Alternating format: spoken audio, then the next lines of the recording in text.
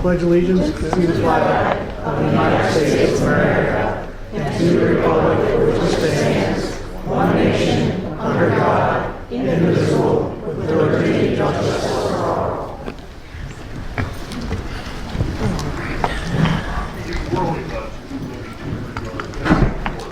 All right, so the first thing we need to do is Joel's going to take a minute with the microphone here.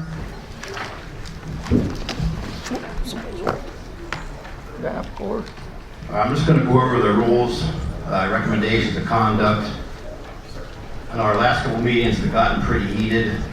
I'm hoping everybody can understand we are in the house of the Lord tonight. I'm hoping we can keep this thing respectful. The church has been very thankful to us to give us this building tonight to host this event.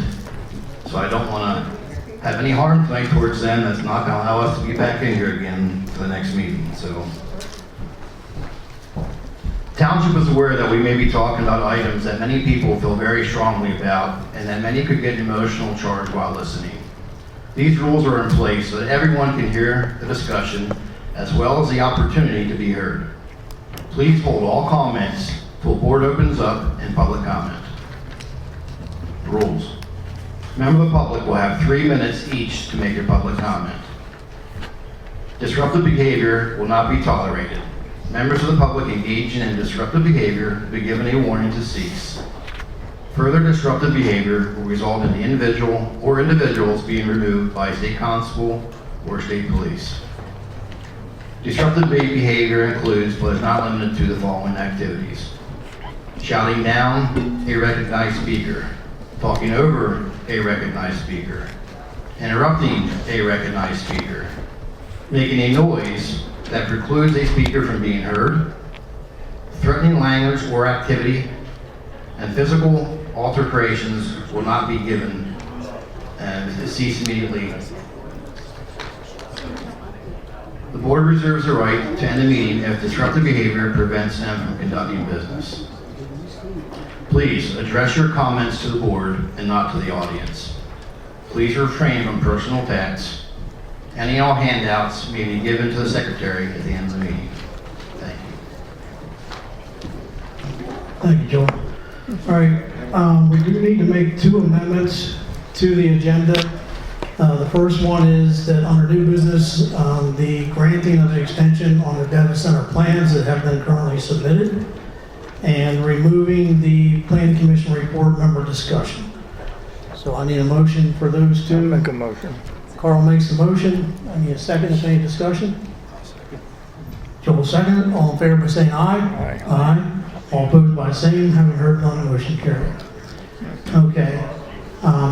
We're going to forego the reading of the minutes from the previous meeting for this so we can move forward and get to the elephant in the room. Has everybody had a chance to read the minutes? Yep, I read them, they're fine. Any questions or concerns on the minutes? Nope. I need a motion to pass the minutes from I'll previous make a meeting. motion. Joel, Joel, I'll second it. go ahead. All in favor, say aye. Aye. Aye. All opposed by the same, having heard none, so carried. Okay, under public agenda or comments, you'll notice a little change. Again, it's to keep the meeting moving so we can get to the pertinent information at hand. For public comment, just on the agenda items only, we're going to do residents and taxpayers. When we get down to the actual ordinance, then we will give everybody an opportunity to speak. So right now, we do have Justin Mazzaro. Do we have the roaming microphone?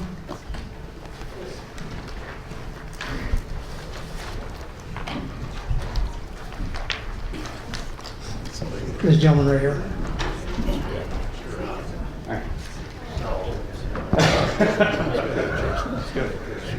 Hey everyone, I just wanted to take a minute. For anyone who doesn't know me, I'm Justin Mazzaro. I'm a resident of Watts. I've been for a number of years. My family's been here for about 50 years. I'm just going to ask anybody who follows us on the Facebook page or in these meetings, if you could just wait to say anything until the public comment so these guys could work and get through everything and address the elephant in the room. We're hoping that they all heard us at the last meeting and we want to see what happens tonight. So I'm just asking for public comment at the end. Thank you. Thank you, sir. Okay. moving on. Additional public comment on the agenda items from residents only. I'll start on this side of the room and go by row. And just raise your hand if you have something on the public agenda as a resident or a taxpayer. Having heard none, we'll move past public comment. All right. New business. Discussion hiring HRG as a consulting and engineering service for Susquehanna Crossings project. I would like to make a motion to hire HRG Consulting and Engineering Services for Susquehanna Crossings project. I need a second. I'll second it. Carl seconded. Is there any discussion? No discussion. All in favor by say aye. Aye. Aye. All opposed, I hear the same. So carried. Darren, that will include the signing of the agreement. Right. This includes the signing of the agreement that we have. Who has that?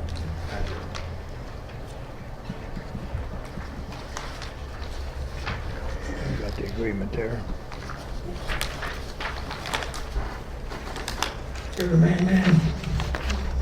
All right, moving on. We want to discuss a donation to the church for the use of... There was one other item under that. The extension. We agreed to. Go ahead, explain. Yeah. Go ahead, It's on, Chris. it's on. The MRPI has agreed to grant the township a 60-day extension for review of the data center plans. In other words, under the MPC, there is a 90-day time frame for a review of the plans. Added on to that will be 60 days, and that is pursuant to an email from the attorney for MRPI, Esh McCombie, under date of April 11th, where he offered the township a 60-day extension. That would then take it out 150 days from the last planning commission meeting. We've calculated that, and I think Carol will agree with me. That takes it out to September 5th, 2026. So that is the extension granted by MRPI for review of the data center plans out to September 5th. And I would ask the board to make a motion to grant that extension grant that extension of 60 days until September 5th, 2026. I'll make a motion. All right, Carl's made the motion to move that extension out to September 5th, 2026. I need a second. I'll second. Joel second. All. Any discussion? No discussion. All in favor by saying aye. Aye.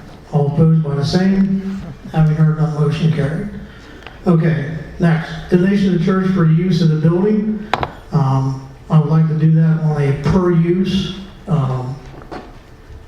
time frame because we may need it again. I don't want to put it out any further. Looking for an ideal choice of donation. I mean, I have a number in my mind, but Throw it out. I would say $150. How much? Yeah, $150. fine. The church is Okay. happy with that. I'll make a motion of $150 for the church. Need a second? Second. All in favor by saying aye. Aye. Aye. Aye. All opposed by the same. Having heard none, motion carried. Okay, old business. Perry EMS report. I did not make the last meeting. They are still discussing though the financing, and they are setting up a meeting with the county commissioners to further discuss that option. Hazardous waste disposal update. The young lady has not gotten back to me yet. I'm going to reach out to her Friday if I cannot hear from her by then. Plow truck. We do have all the bids in. We will be looking at those, going over our best option, and then we hopefully will bring that back to you in the June meeting. Did we get the salt spreader pricing as well? Yeah. Yeah. I got everything. Secretary. Okay, so the current owner of the workman's comp policy, we were looking to get a quote through a different carrier to see if we could save some money there for the township. And the person that we were looking to get the quote from is under a broader umbrella that our current carrier is also under. And so they're looking to have us move our current policy under them. Again, it's the same, they handle it. But that way, they would also then be able to give us a quote for our overall insurance for liability as well, and we could look at saving some money, but it also would grant us the ability to just have one contact person for both insurances. And so they're looking to see if you would be willing to do that and make a motion and have that moved over. And we're still hopefully gonna have the quotes from them by either next month or the month after for the workman's comp policy. I think I would wait to see the quote, but that's up I'll to make these the two. motion to give them the opportunity move it to do over? it. Okay. Carl's made the motion, given the opportunity to do it. I'll second it. Questions or concerns? Yeah. None. All in favor of saying aye? Aye. All opposed by the same. Motion carried. Okay. Asking for reimbursement of $85 for the reference book spot at PSATS convention and 6 months. Oh, that's the next one. Yeah. So, yeah, I'll make a motion to reimburse Carol the $85 for the reference books that will be in the office for her review if needed. Need a second on that motion? I'll second it. Carl, second. Any questions? All in favor, say aye. Aye. All opposed by hearing the same? Having heard nothing, motion carried. Okay. 6 month CD renewing at Tenian? Yes. Yes. Yes. And so if it just renews and we don't do anything and tell them we want to like redo it for an additional 6 months, it renews at a very low rate. So if we tell them the additional 7 months, it would renew at 3.65. But I also wasn't sure if, when you're looking at your equipment, if you were considering any of this monies as part of the purchase, like monies for that, and if you wanted to have it kind of not at your disposal for 6 more months, or what No, that that's was. the one that we can take out without penalties though, right? No, this one has a penalty. That one has a Yeah. penalty. 7 months, we'll take it for the 7 months and get to 3 point.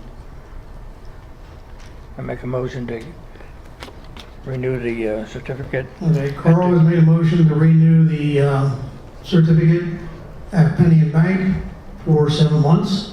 Questions? All in favor say aye. Oh, I second it. All in favor say aye. Aye. All opposed by the same. Motion carried. Okay, solicitor? Yeah, the township had filed an appeal of the determination of the zoning officer with the zoning hearing board. That hearing was initially scheduled for May 19th. That is a problem for the developer's schedule. We're going to extend, we're going to continue that hearing until June 30th. And so that hearing will be rescheduled. It's 99% certain it will be June 30th instead of May 19th. It'll be on the website as soon as that's finalized. And I wanted to bring that to the attention of the residents.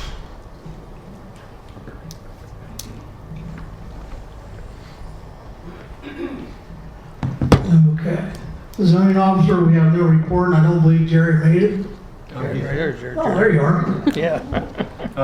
I issued one zoning permit for a sign for 3151 Susquehanna Trail, And that is, the new Omba. okay. So he's issued one sign permit for the new Onvo. All right, fire company, they already told me they have nothing, and we did receive the financial report. E-Perma, There's nothing to say there, but we do, under the engineering, there is a notice there that they wanted to reduce the letter of credit for the Palmer Lane project and the Castle Chicken Houses. So I would need you we guys. did that the last meeting. That's what's checking You out. reduced one a little bit, but he wants to reduce both of those to 0. They finished getting the as-built plans that was needed. Castle and Palmer Lane is done. So again, the Palmer Lane project and the Castle Chicken Houses have asked for a reduction in both letters of credit to 0. Jerry says there's no issue. I'll make a motion to go ahead and reduce those to 0. I need a second. I'll second it. Carl second. All in favor by saying aye. Aye. Aye. I got a head nod over here. I said aye. Oh, I didn't hear. Hearing on my hearing aid side. What? That's right. So, okay, motion carried. Yep. All right, now we can move back down. Roadmaster. Right there, we got the materials in for the guide rails on Mars Road. Yeah, I had the wrong road on there, so. Yeah, there is a correction to the agenda. That is Morris Road, not Morris Road. Yeah. Okay, we did strike at the beginning of the planning commission report, member discussion. So we're gonna move on to bills. I need a motion to pay all bills and those coming forward. I'll make that motion. Carl makes the motion. I need a second. I'll second. Joel seconded. Any discussion? Aye. All in favor, saying aye. Aye. All opposed by the same. Next one. Okay, we do have the roaming mic in the back of the room. This Excuse was me. people that were interested in possibly saying Okay. something. Yeah, I want to get there. So, we're going to give it to public comment first, of course, starting with the residents and then moving on, but we also have a list here. So once Joel does his thing, I'm going to go down the list first, give those people the opportunity since they signed up, and then we will move forward with any other comment. What would be very helpful tonight is, a lot of you that had comments on the zoning that we want to amend is, give us a reference. We want to talk about noise or, 6.A or 8.A. If you have an item that you want to discuss or bring up, please try to start your conversation with that. It'd be a lot more helpful. Let's get through this tonight.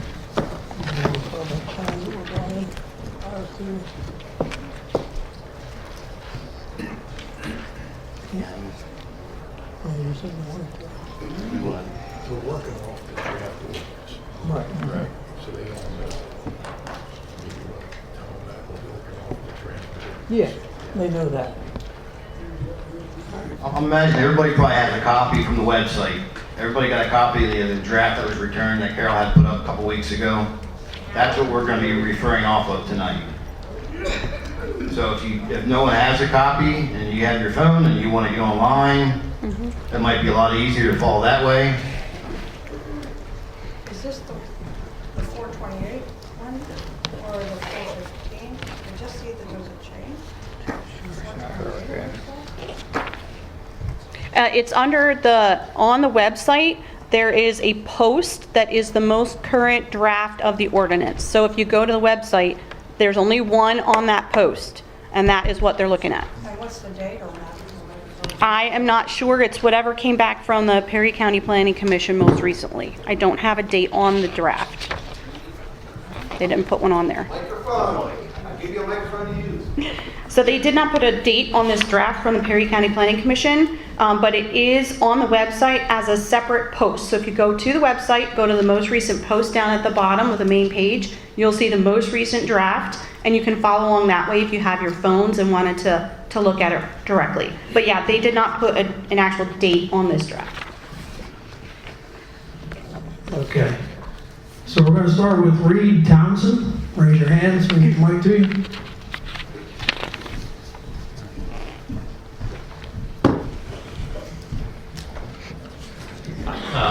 Thank you.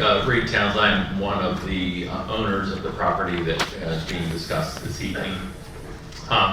We're pleased to work together with the Board of Supervisors to continue to enhance and improve the zoning amendment that was recommended for approval by the Planning Commission in order to address the community's concerns and provide lasting protections to their environment. Last week's public information session enabled a great sharing of facts and truths. It helped dispel many rumors about these projects from those who for decades have designed them, built them, and lived near them on a daily basis. An enabling ordinance to provide for this use would result in a project that would instantly become Perry County's largest private sector employer and provide the tax revenue derived from it that will provide generational benefits to the citizens of this region. The funds can be invested in EMS enhancements, the school system, parks and recreation, or upgrading roads and bridge projects. We look forward to this opportunity to review the content of the ordinance with you today, and we'd be pleased to provide any insight or information you may require as you evaluate the version drafted by the Perry County Planning. Thank you. All right, and I apologize if I mispronounce anybody's name. Nate Chadsey? I just wanted to take a moment and thank the planning board, the planning commission, and all the residents and the community members who were at that meeting last Wednesday. You know, we had the opportunity to access to experts from around the country who are responsible for civil design, mechanical cooling systems, acoustical buffering design, and subject experts in power, economic development, and tax benefits. Our traditional business is logistics, and absent this opportunity, we proceed with development of our distribution park in the industrial zone. However, we believe that through a thoughtful development of this ordinance, we can deliver a project that would eliminate the negative risks outlined by many here, while enabling the community to reap the significant benefits over a logistics park. Those benefits include projected annual real estate taxes paid to the school district in excess of all current real estate taxes collected by them today. It would include more than $1 million annually to the fire company, who are struggling to address near-term capital investments, totaling more than $2.5 million currently, on just $100,000 in annual current tax revenues. It would enable community health initiatives such as local EMS facilities, local pharmacy services, and funding to support and enhance local EMS services in the area. This is an opportunity to be a leader in this region by providing positive development outcomes with a well-drafted ordinance and delivering the community benefits which this township and county and the entire region can realize. Thank you. Thank you. Next up is Matt Clymer. Thank you, board. Appreciate the opportunity tonight. Again, have had a chance to review this in detail and in response to Joel's request for specific information relative to the ordinance. Items of note that we would like to cover as part of the discussion. One is in Article 2 definitions, and that would be additional regulations for data center parks. The second would be section 495 F2A, which is the required landscape buffer general requirement. What was the number again, Matt? The third would be 495. Back up now. What were those first two numbers? You need to hold the mic a little higher. Oh, I'm sorry. Is that better? Yeah, the first one, Sorry. the second one. The first one is Article 2 definitions, section 202. And it would be associated with additional regulations for data center parks. The second one? The second one is section 495 F2A, which is a general requirement for landscape buffer yards. The third is section 495 I2, related to noise and sound.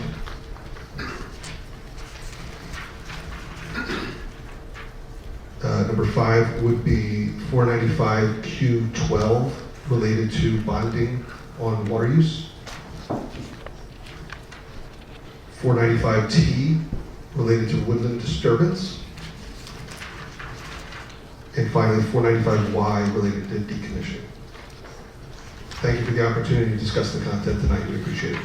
Thank you. All right. Where's our mic runner? There he is. Next is Barb Stone.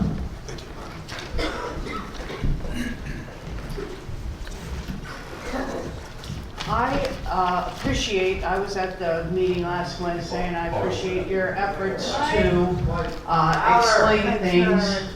Let us all get used to the microphone, please.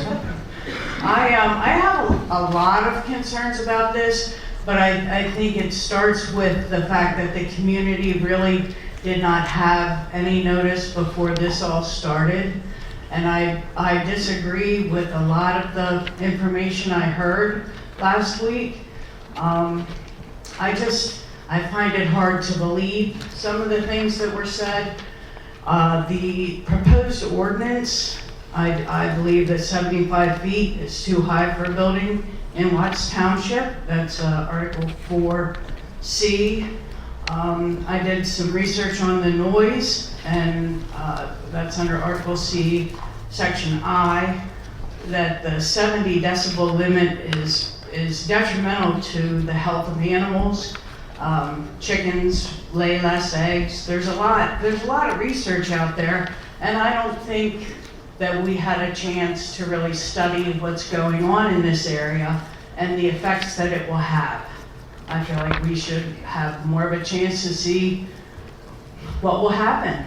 I don't think you can make guarantees, and I'm concerned about it. Thank you, Barbara. Next is Julie Ozenbaker. Julie, where you at?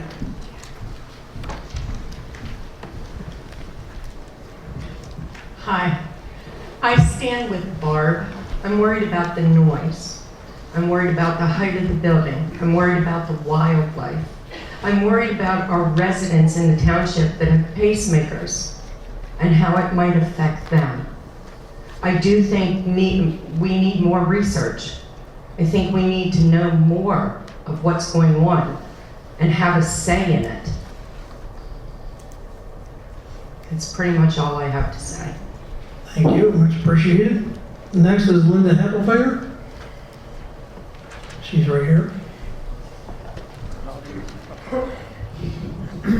Good evening, everyone. One of my biggest concerns and fears is the health issues that it's causing the young people where these data centers are put in. There's a person that has 6 children on a block that have brain tumors. The government said it wasn't enough to look into it. Everything that I've read and everything that I've heard, there isn't one good thing that has come out of a data center being in a community. And I know that most people in this township are very much against it, and I agree too. This came out of the clear blue for us. We didn't know this was going on for 2 years before this even hit us.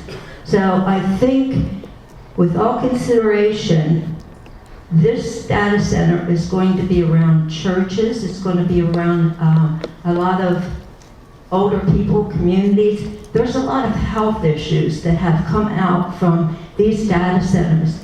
And until something would be done, that this can either be prevented or maybe we just don't need them. Another way to get what we need out of we don't need the hazardous and all the damaging aspects that come with the data center. Thank you. Thank you. Okay, Lloyd Loudon. Lloyd, where are you? Thank you. I think we're all a bit naive when it comes to the data center.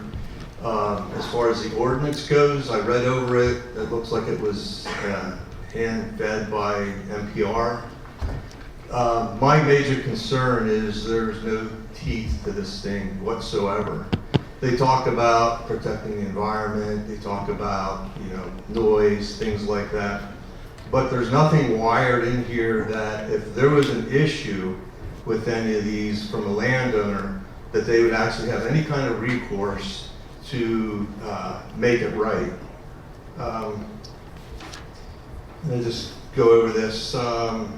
It's essential that all residents have access to peaceful and safe occupancy of the dwelling. To this end, I would propose that the groundwater, noise, or EMF makes a dwelling unfit to live, the owners of the data center shall buy back the land from the nearby residents. I would propose further a jury of an elected committee of 12 residents of the nearby community sit on a panel to assess the complaint. If 9 out of 12 residents agree that the property has been impacted, NPR would have to buy that property at current market value of a nearby community not impacted by the data center. If I have a well go dry or it is polluted, I don't want to be on the hook to pay costs for repairs or replacement to stretch over years of hassle where my peaceful and safe occupancy is impacted. If any company associated with the data center shall sue the township in any fashion, they shall pay for all legal fees for Watts Township as well. Deep pockets should not be allowed to bankrupt our township over any legal action. I mean, there's simple things that I think you could put in the ordinance to protect the community. I think we're all naive to think that this is going to protect us. It won't. If it comes down to, legal, any kind of legal issue, our pockets aren't deep enough. These places generate billions of dollars. And if you don't put something in the ordinance now to that end, you just kiss it goodbye. I mean, I don't think there's anyone that has, like I said, it was fed by NPR, and when push comes to shove, the residents are going to, bear the burden of this. I think you really need to look at safeguards, like put them in there some way or another. When it talks about the noise, what happens if the noise is above 70? 70, of course, that's just way too high anyhow. There's nothing in there that says, okay, if that goes on for 7 or 8 days or 6 months, there's no recourse in the ordinance as far as what's going to happen. So then the landowner is going to have to get involved, and it's just going to be a lengthy legal battle any which way to get anything done by a single landowner. If there was a lot of people, that would be different, but that's what I'm looking out for. I think everyone deserves to have a peaceful, stress-free, existence about things. Again, there's some other thoughts, but those are the major things, like the noise. That's essential to me. There's a difference between high frequency, but if I have a neighbor that plays his radio loud, it's not going to bother me, no matter what kind of music. But if there's a bass element to it, boom, boom, boom, boom, boom, there's nowhere in the house I can get away from that. The local residents that live near that data center, if there's some kind of 60-cycle hum, that'll go right through their house. So unless you put something in that ordinance to protect them, the bigger company is going to do what they're going to do to pad their bottom line. So please protect us. Put something in the ordinance. I'm sure a lot of people have a lot of different ideas. Those are just 2 of them, and they give us something to stand on, a little bit of comfort. I have basically 2 questions for you.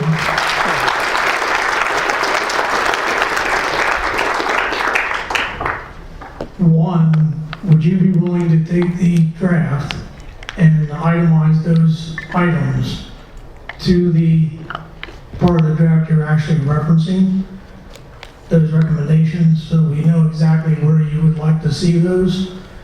And, as we go through this, if you feel we're in that location, possibly bring up those recommendations again, have those 2 asked. Can I submit them? I have them here, but can I submit them to someone's, to the? You can send them directly to Carol at the township email, yes. Okay. But kind of break them down to where you would like to see them, where you're pertaining them to, and which part of the draft, to make it easier for us to reference where you'd like to see those. All right. But again, if it's something that you feel is pertinent tonight, certainly raise your hand and we can certainly listen again. Okay. Thank you. All right, next on the list, thank you, by the way. Next is Jennifer Patassi. I think she's...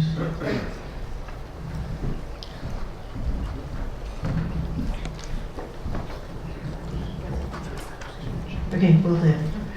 All right, first of all, I want to say thank you to all of you for having an informational meeting. I did learn a lot that I didn't know. My only concern with it was all hypothetical. A little higher on the mic, please. It was all hypothetical. We didn't actually see what y'all are planning to do. So it's great that you're gonna have a sealed system in a data center over there, but if it's not here, that means our water's more in jeopardy. And I agree with Mr. Loudon. We have a very loose ordinance, and anytime you leave openings, it's open for interpretation. And obviously, if I'm the one wanting to do something, I'm gonna use it to my advantage. And that's not to be anything negative against y'all. I just think we need to look out for the residents here. And since we are such a small, poorer community, it does make a very big disadvantage when it comes to the financial situation when you have big corporations coming in. Thank you. And next would be her better half, Joe Pass. I'm going to refrain for now. You're gonna refrain from that, okay. James P. Carinthian, over here on the side, sir, over the right.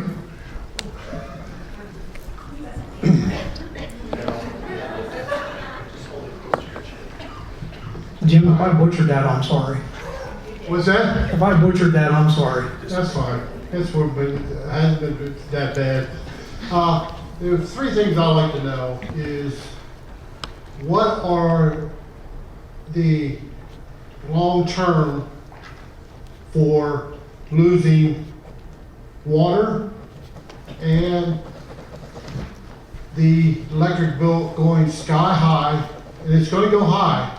And I don't care what they say or you say, I know it's going to go high. Because they're going to have more juice going to their place than we are going to ours. And PP&L is going to say, okay, now it's time to up the price. That's my question. That's all. If you've been watching the news, I know the government is looking at that. They are looking at proposals to regulate the electricity. So I think the state is kind of digging into that now because of all the opposition. Yeah. So, next, we have Tom Hudson.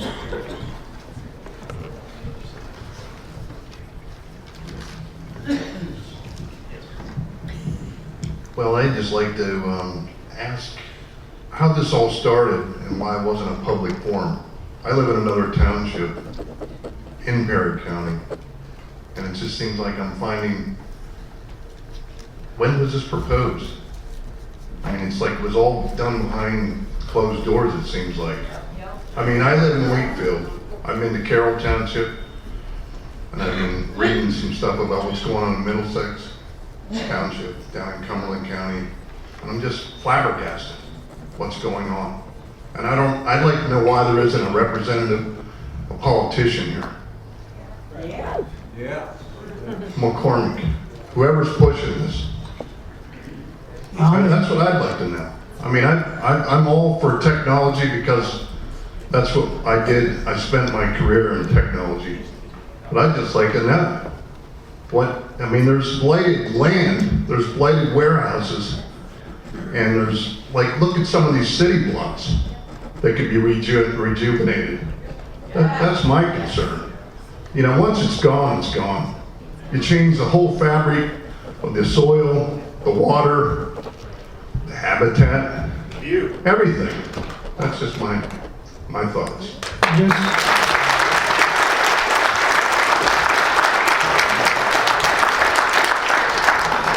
Just to provide a little bit of clarity for you, sir, and anybody else that's on that same page.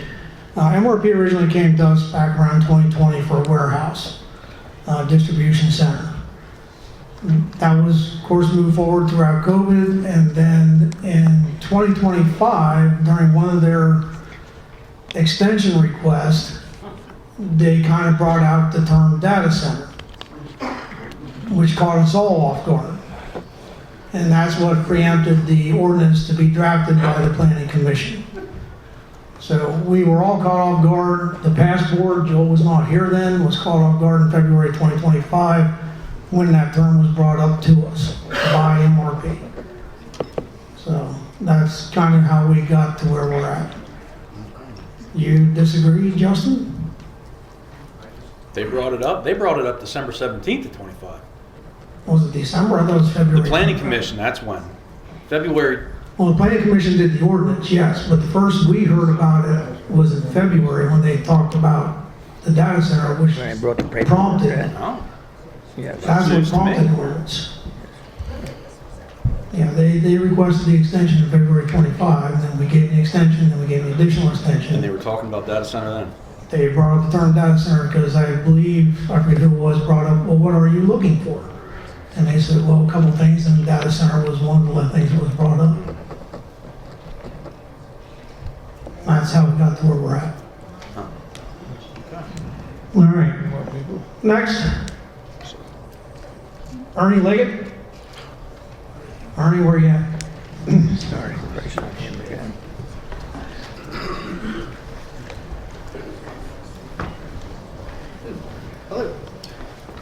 Yeah, I'm Ernie Leggett, live on 69 River Road. Beautiful view.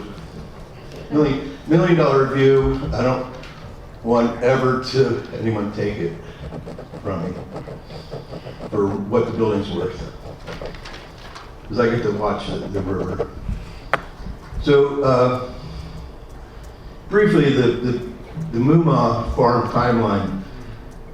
Robert Moomaw had a horse breeding and racing standardbreds. And I've never been out there, but I assume it's gorgeous. In '86, he passed away. And the property was zoned industrial somehow in 2001, with a minimum building height of 35 feet. 3 decades after Robert's passing, and after millions of dollars of legal fees, the property got sold to MRP.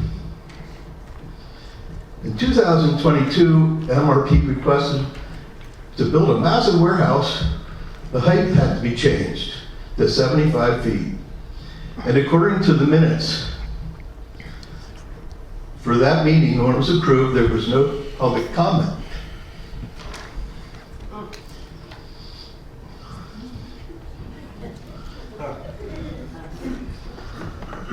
Today, the Township Supervisors want to discuss conditionally approving the draft data center plan submitted by NRP after today's discussion.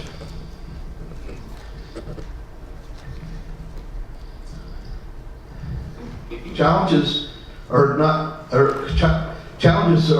but not limited to baseline studies paid for by MRP, and including they wrote that ordinance. So, no teeth. So the baseline study should be independent. And where are we going to come up with money to pay for a baseline study? How much noise? You know, the trucks are, when the Jake brakes go off, it's high, but it's not a constant, locomotive sitting in front of my house. And same with the trains when they go by. And the woodpecker's louder, and the birds are louder, than any data center would ever be at times, and I like to listen to them. So sound, of course, is a big issue. Traffic during the construction, it's going to be crazy. And the reason that they couldn't build the warehouses is because of PennDOT standards. And they have to be met during construction. These trucks are going to be giant, big, making turns and trying to get up that road. And there's people coming around the interchange, and they're going 70 miles an hour. They're going to run right into them. I don't know how they're going to get that past. And the water usage, they say 1,000 feet from the site. That's not far enough. 1,000 feet, that's, so if you're 1,200 feet, your well's going to go dry here. Who's going to pay for it? Yes. 1,000 feet. They wrote that. Let's keep it down.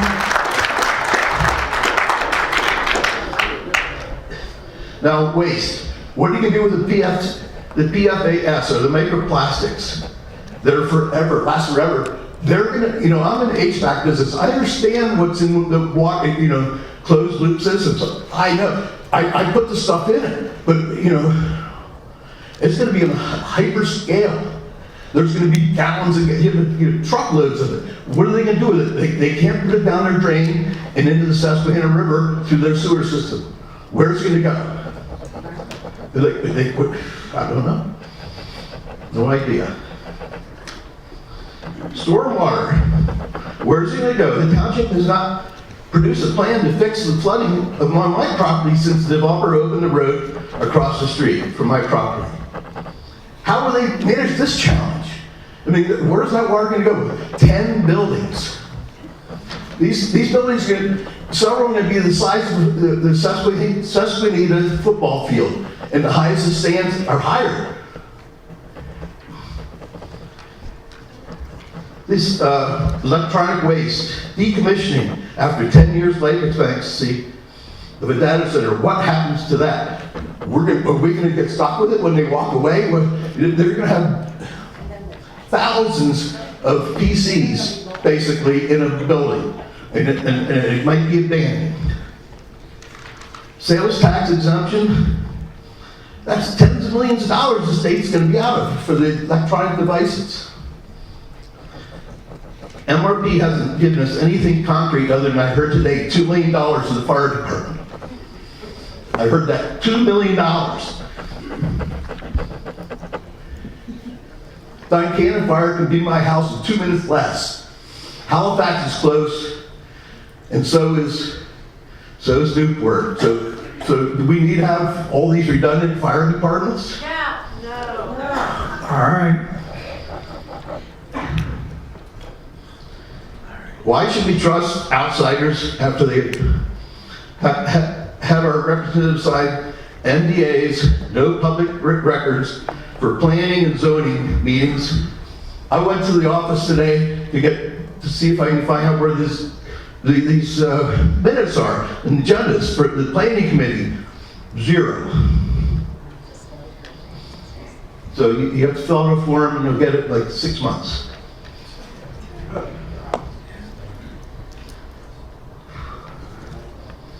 It's like David and Goliath. We have 1,200 people in Watts Township versus a mega industry, and we will fight back. Please consider the welfare of the residents of the township and deny the proposal and impose a moratorium on the hyperscale data center. Every one of you are a rock in David's sling. Thank you.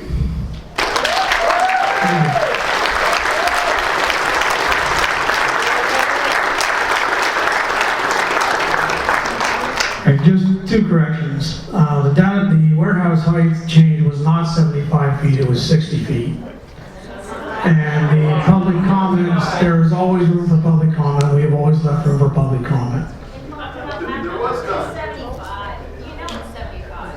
When we did the ordinance in 22, And then you bumped it up. it was 60 feet and nothing else. Then you bumped it up. No, it wasn't bumped up. We have right now an ordinance, but nothing else has been changed to 75 feet. All right, next up, Gene Still. No. He's a taxpayer. We opened up to everybody else.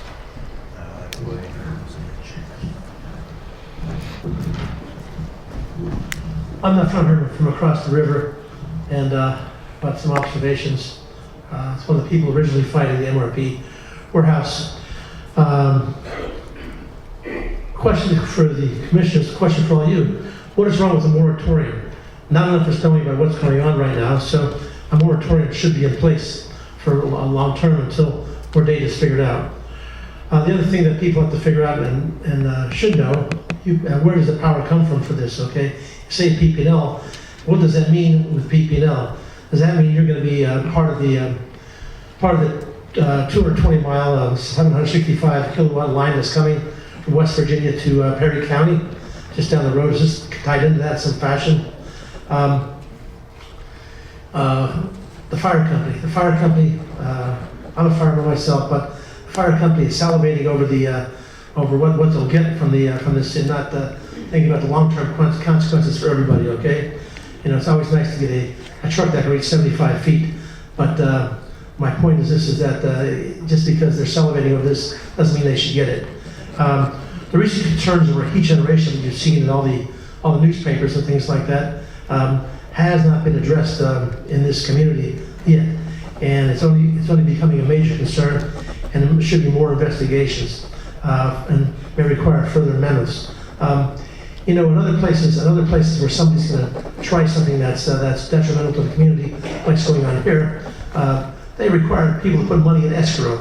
If you have a house you're gonna build or something like that, you have to put money in escrow a lot of times to assure the township or some authority that what you're gonna do is gonna get done, all right? My point is this, they're a big company. Let's put the $100 million in escrow and see what happens down the road. And that way it'll guarantee that anything they do will be within what the township wants, not what they want, all right? Right now they're sort of running the show right now, and there's a lot more that can be done, but there's so many questions that are out there. The other thing too is they're asking for 60 more days. Okay, so when September comes, what about after that? Another 120 days for the township residents to do what they want done, rather than just not seeing this company get what they want. So, I think the moratorium should be totally in place, not only for here, but for other places in Perry County also, just over the hill. So there's a lot going on, and a lot has to be addressed by the Perry County government up there, the main government in Perry County up there at the county level. That's not being addressed. So they're sort of picking these data center people are picking it off one by one, and that's the unfortunate thing across the country, getting picked up one by one. I'm from up near Archibald, and I know how North Pennsylvania fight. That's where I'm originally born, okay, and those people are pretty strong up there, okay. So I want you to get as strong as the thing you see on TV about what's going on in Archibald, and get your dander up, okay, because I've never known Perry County not to fight hard and fight what's for good for the community. So just urging you all to stick to your guns and to keep getting organized. Thank you very much.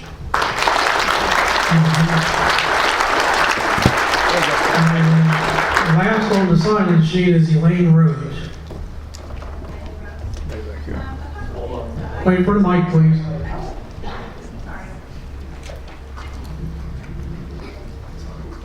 So I read over the ordinance pretty thoroughly. I've read a couple of them now through the process.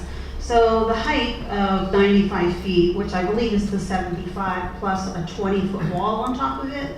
So that's 95 feet.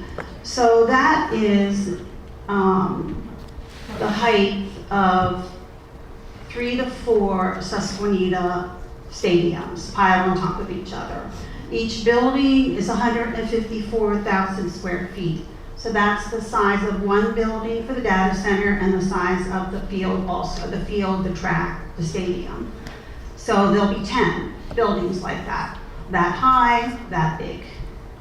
So we don't have to be that huge at all. Other townships are more conservative. Noise concerns me, so I thought really hard at my house what I hear as 24/7 noise. I came up with nothing. My husband came up with our radon mitigation system, which is a little fan.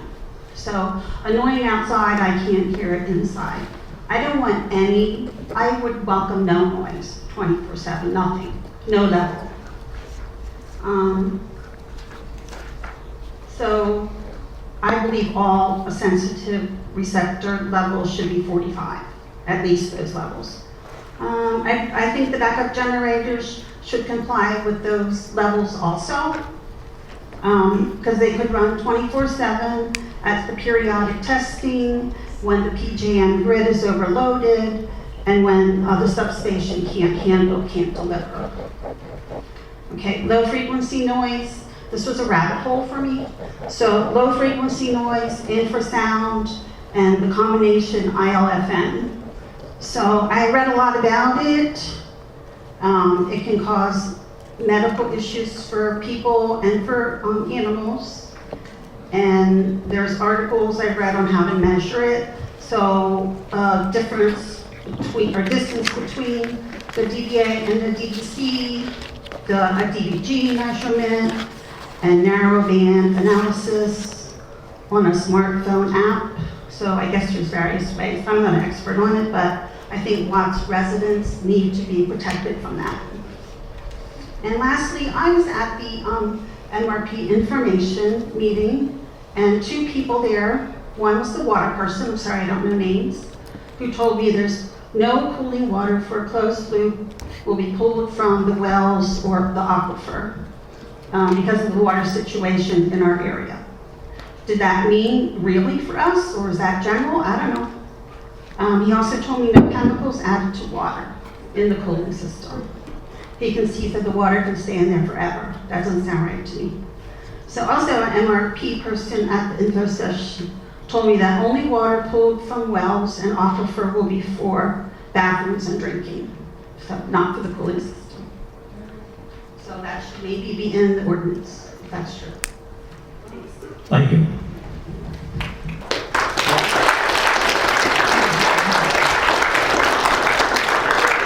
That was the folks that signed up. Is there any last minute comments before we start? Okay, start. All right.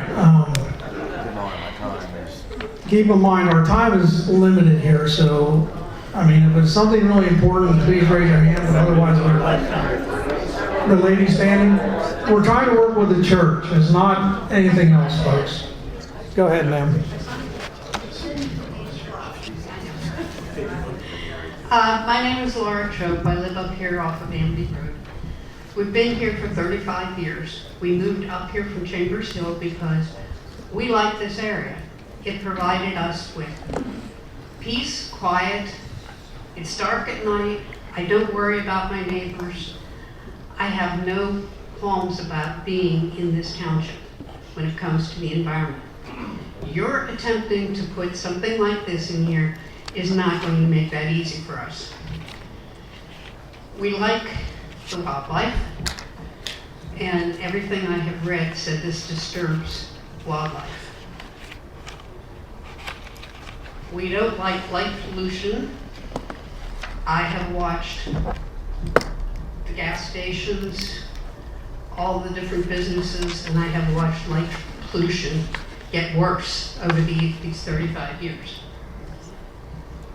We've talked about the electric grid, and while electric is something that is man-made and can be increased, changed, made better over years, when we talked about water, we've got a big problem. Water cannot be replaced. Water comes down from the sky and it feeds our land and it puts water in our aquifers. I can tell you, we do small farming. In the last 5 years, we've had one good year of rain. Other years, we have had significant drought, and it has created problems with crops. And this goes on back years, probably one good year out of 5.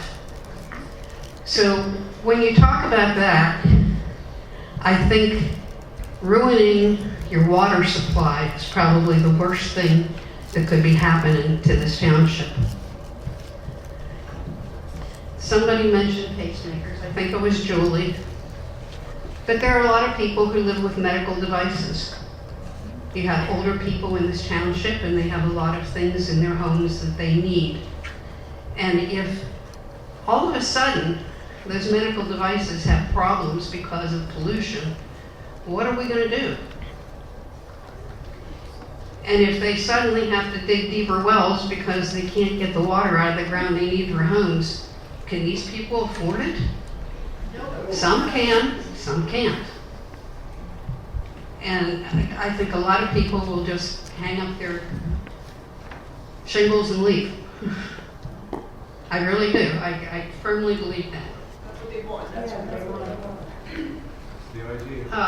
And I don't know that any studies have been done, but in addition to just general wildlife, we have eagles. They nest on Holman Island. And if we start creating disruptions there, what's going to happen to them? And while they are not the #1 concern, they are vital to this country. And I would like to see, based on comments that were made here, what could be done working in conjunction with other townships who are faced with the same dilemma, and why aren't we going to the county and asking for advice from them on what these restrictions should be. We have.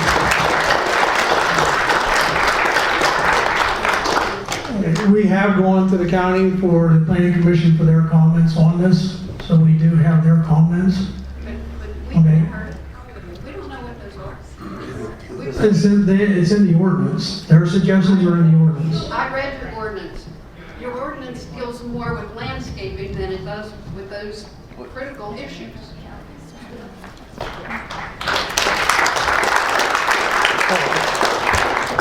Mrs. Shope, I hear you loud and clear. You and I are neighbors, and my family's been here since the 40s. I was born here in 73, so this township means a lot to me. So, trust me, we hear what everybody's saying about some of these concerns in here. This ordinance that we have was not done by MRP. This was what we got back from Perry County. Our planning committee took months to try to put a tight ordinance together. When it came into our hands, again, this whole process is new to me. I got thrown in here to the hornet's nest with this whole thing. We needed help with this. We reached out to Perry County through the assessment program to have them help us write this. What we're dealing with tonight is what came back from Perry County. There's a lot of things in here we don't agree with. Go to the state. Go to these other places. Gettysburg is fighting this. They are fighting this tooth and nail. Go look at their website. Go look at Gettysburg. They're fighting it. I think we I know lost they the are. mic. And we need to look, you know, if Perry County isn't going to settle it, find other counties, find the state, find somebody. I know, I used to work for the state, I know. It's a lot of bureaucracy, but you need to deal with these people. They should be making plans for this. There should be a moratorium on this until you have a higher level understanding.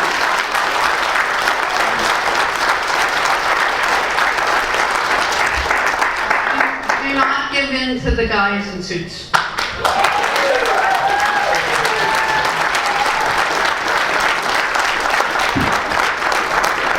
I know there's still a lot more hands out there. Love to get to everybody, but I'll let it up to you. I mean, we can get into this, hopefully answer a lot of your questions. I thought you said it's 8 o'clock. Yes, he said it's 8 o'clock. 8 o'clock. No, what I'm saying is, we want to get to this. We want to start reviewing it to hopefully answer a lot of your questions. I mean, we can do that, or we can continue to take questions up until 8 o'clock and not get through this. I don't care either way. We would like to try to get through this to hopefully answer a lot of your questions.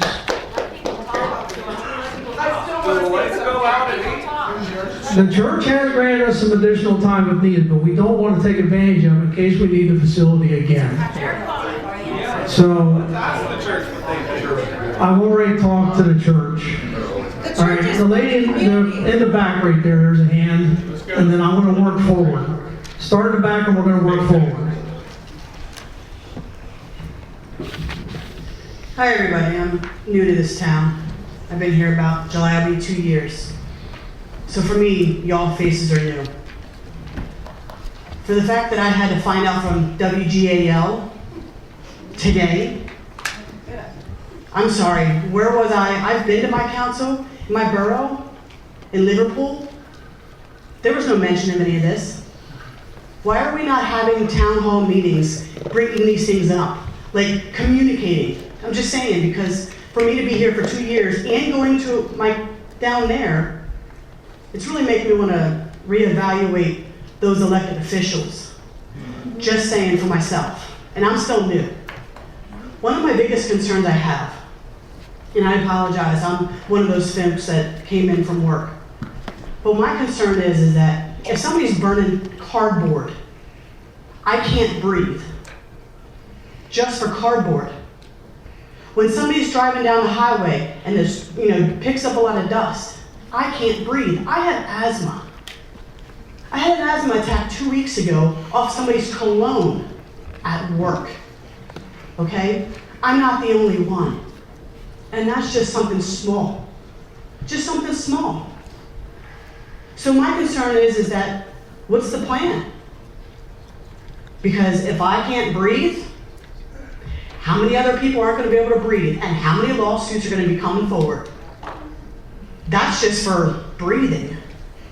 Because my concern is that knocking down trees and disrupting the land and disrupting water, we're seeing how we as the people don't want that. How many of us are going off grid just because of the fact of we're not agreeing with the federal government and things like that?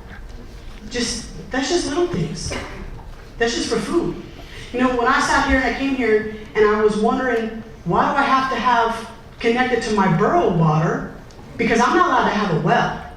So why are y'all allowed to have a well and not connected to borough? You know what I mean, to the town. Like, we have to be paying 3 times the amount because we were forced into that. I don't think that's right. I don't know about anybody else, but that's just a small another concern. And the last thing I had is that for the folks that are coming in and have these proposals, how long have you been living here? How many neighbors have you sat here and had conversations or had lunch, break bread, to get real opinions before coming to council and saying, hey, these are what we want? I shouldn't have to find out from WJL the night it's happening, 3 hours before it's happening.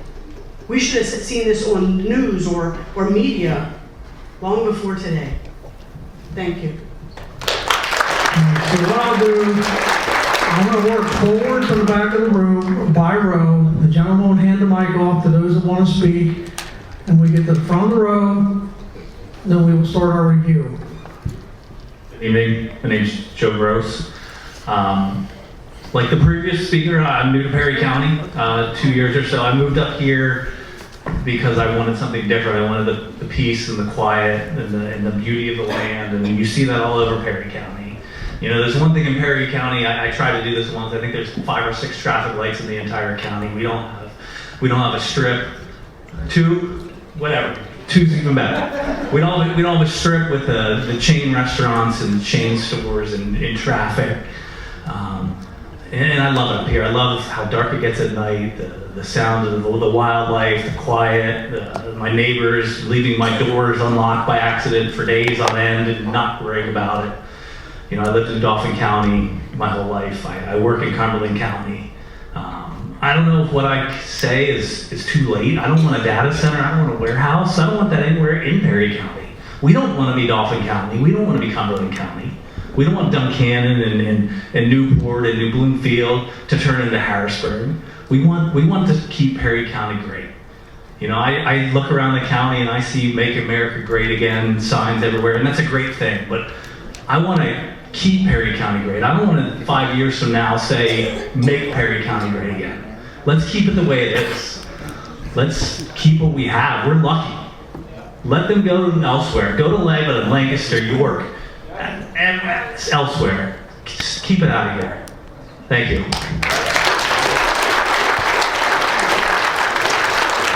Just work your way forward, and when we get here, we'll get here. Hi, my name's Andrew Kerr. I've been in Perry County my whole life, 46 years. I love it. Wouldn't want to be any other place. You know, love the whole small town deal. And, you know, I lived in quite a few other places growing up and after school, and I tell you what, there's no place like home. Home's Perry County. I'll agree with you. Hey, you know what? We don't need none of this nonsense here in Perry County. You know, it's definitely a place that is worth saving and preserving. And if it was up to me, a lot of this technology, get it out of here. You know what? Let's go back to like when it was like the 90s, early 2000s. Before, you know what? I love technology, but I hate it at the same time. It is nice to, you know what? I can pay a bill on the phone or whatever. But I also like to bank locally, so I can go in and I can see my tellers and stuff like that too. But, you know, the technology has made a lot of people lazy and worthless. And I tell you what, like it's just technology, it's not worth it. The data centers, they need them. So AI can continue to grow and learn more. And yeah, why do we need AI? We don't need AI. Yeah, artificial intelligence. You know what? The only intelligence we need, it's actually from the Lord up above. From the Lord above. And you know, these big companies, they want to come in to small town homes and, you know, put up these big businesses and warehouses and stuff.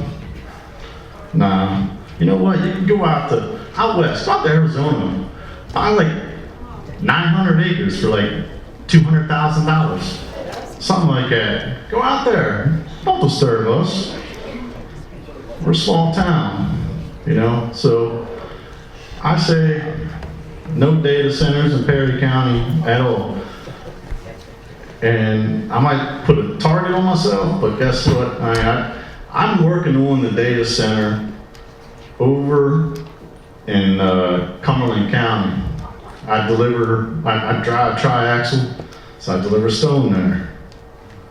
Man, tear up the roads over there. You got 30 to 60 trucks going in and out, hauling 23 ton a piece, tearing up the roads, causing disturbance.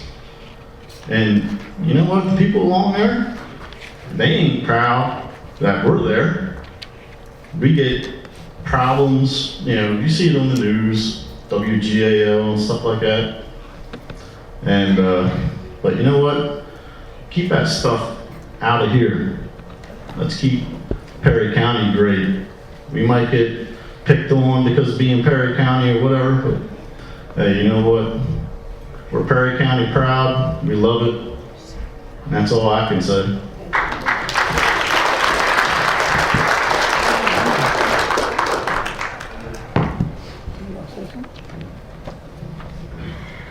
My name is Daniel Welliver.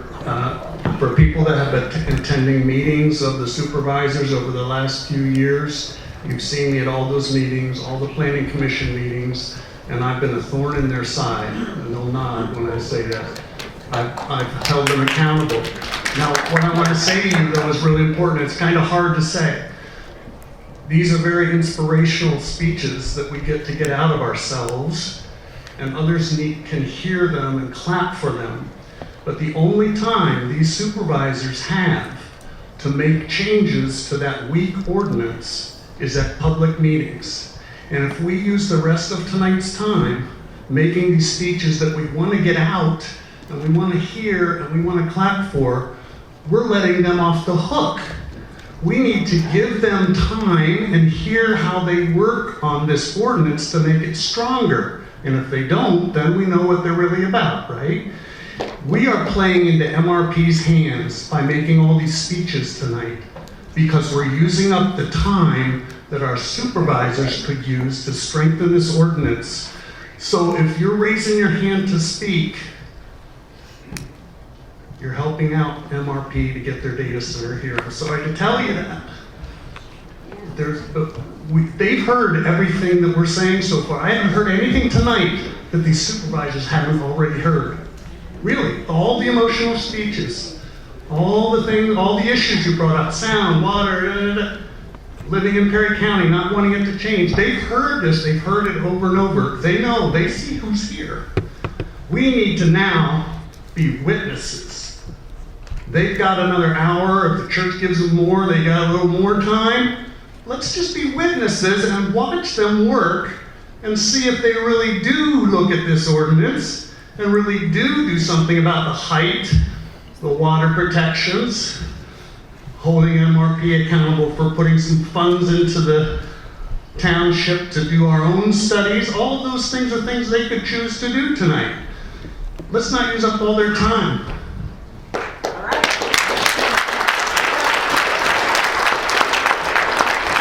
Mr. Welliver, thank you. I think probably the best comments I've heard you made in the past 2 months. So seriously, Mr. Welliver hit the nail on the head. I know, I want to hear from everybody, but I need to hear topics like comment at the beginning of the meeting, because we only have a little bit of time, and we need to get through this. And we hear the changes that you guys want to make. Give us the opportunity to make these changes, and then we're going to have discussion before we leave this building tonight. So, We want it stopped. We don't want to hear changes, we want it stopped. Right. Bond the commitment. That's what you do in more buildings. They can put up a bond. Hello. Hello, my name's Rich Parrish. Of course, I know Terry Deven, your dad. I'm not here to give you a long speech or take up your time, but I'm here to give you advice. Something this sizable, with this kind of a magnitude, you should have probably a minimum of 2 to 2.5 years just to review this thing and study it out before you make any major decisions. Now, that would be God-given wisdom, and I pray that you guys have that, and I pray that you use that. And one more thing. Candy always usually tastes pretty good. But if you eat too much of it, you get really sick. So I just pray that you guys will seek God's truth and God's wisdom in this whole thing as you make decisions, because you're not even making decisions from your heart, but you're here to stand for everybody that's in this room and many people who didn't show up. Yes. And you know what they want and what they believe. So that's all I have to say. God bless you all.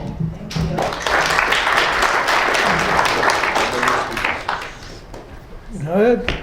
The other hand up, go ahead.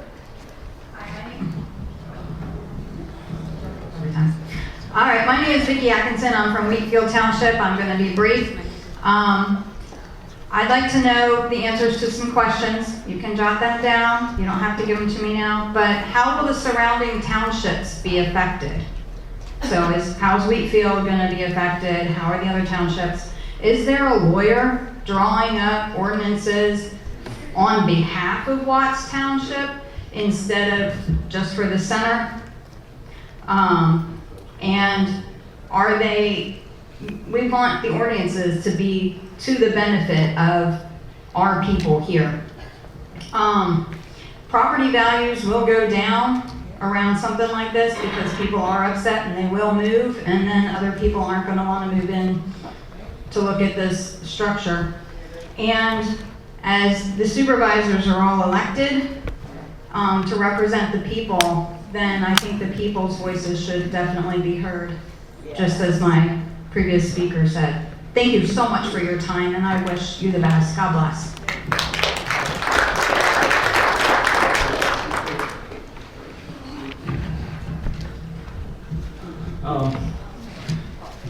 Yeah, my name is Truyen Nguyen.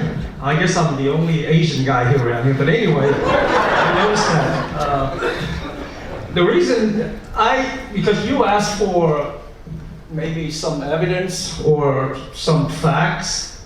I will give an example because I moved up from Lancaster County, and I think it was 25 years ago. Anyway, I live in Wheatfield Township, as a matter of fact, and I put on my map where my house and the locations of the new data center. We're about 1 mile radius, okay? So some of the concern is people raise with noise. I have more concerns on the electric rate and water. And for what I understand, these data centers use a lot of water to cool the data center. And that's have to be drawn from the ground. And the reason for that is when I first moved to Perry County, our well was about 130 feet, somewhere around there.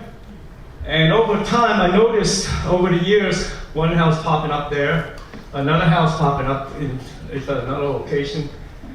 And at about 8 years, the wells, we lose water pressure, okay? So I realized that if you build more houses, this is not even development coming in, just a few houses here and there. And the water table drop.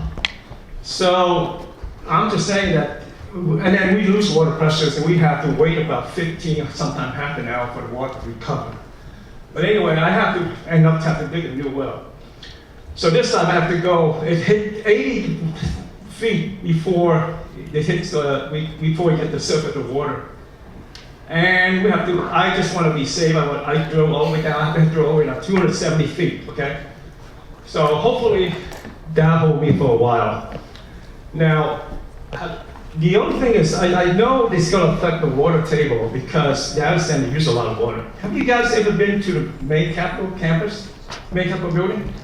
You see the central plant that lots of noise, keep the main Capitol building cool.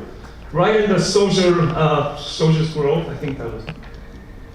That makes a lot of noise. If you go out to the Capitol building at the back, you will hear very noisy HVAC central plant system running to keep the Capitol building cool. Now, the reason I know about data center is I used to work as an IT person. I'm retired, but I managed a data center. I used to have that data center inside the same room I worked.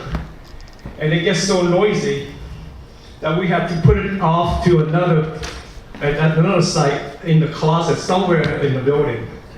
And so over time, we were using the cooling aspect from the central plant. And then also, we have to put, over time it doesn't get cool enough, we put additional mini split to cool that room. So I'm just saying this now. We get back to the water table here, because once that, I don't know how you guys, I don't see a whole lot of details about how they use water to cool the system, but it takes a lot of water, but then if you draw from the ground, it will affect everybody's well, and here's why, okay? I was, one time, 2 times happened to me. All of a sudden, I turned on tap water, and the water smelled very heavily chlorinated. And I didn't put a tap in my well. I know somebody in the neighborhood did. So I went to ask my neighbor, my adjacent neighbor, my next door neighbors all around me. And none of them said they did not put any chlorine tablets in their water well. So I realized that, hey, we share the same underground river, aquifer, call it. So, and that chlorine water was staying in our well for a week, okay? I'm just saying to you that whatever they do here in a massive scale, that's a massive scale, will affect Perry County's aquifer. And then a lot of us here, we are on the well. A lot of us, I know that, because and like some of the gentlemen say that over the years, I get to appreciate Perry County. You can't pay, even they put out $1 million in tax revenue, you can't pay enough money for tranquility, the peacefulness, like the habitat, the setting, the $1 million view, okay, like somebody said here. Okay, you can't pay enough, okay, to have a data center because, and once that data center is in here, and if all the impact it has on community, you cannot undo it. If you could please wrap up soon. Okay. I hate to interrupt you, but we need to, you're well over 5 minutes. I'm done, thank you.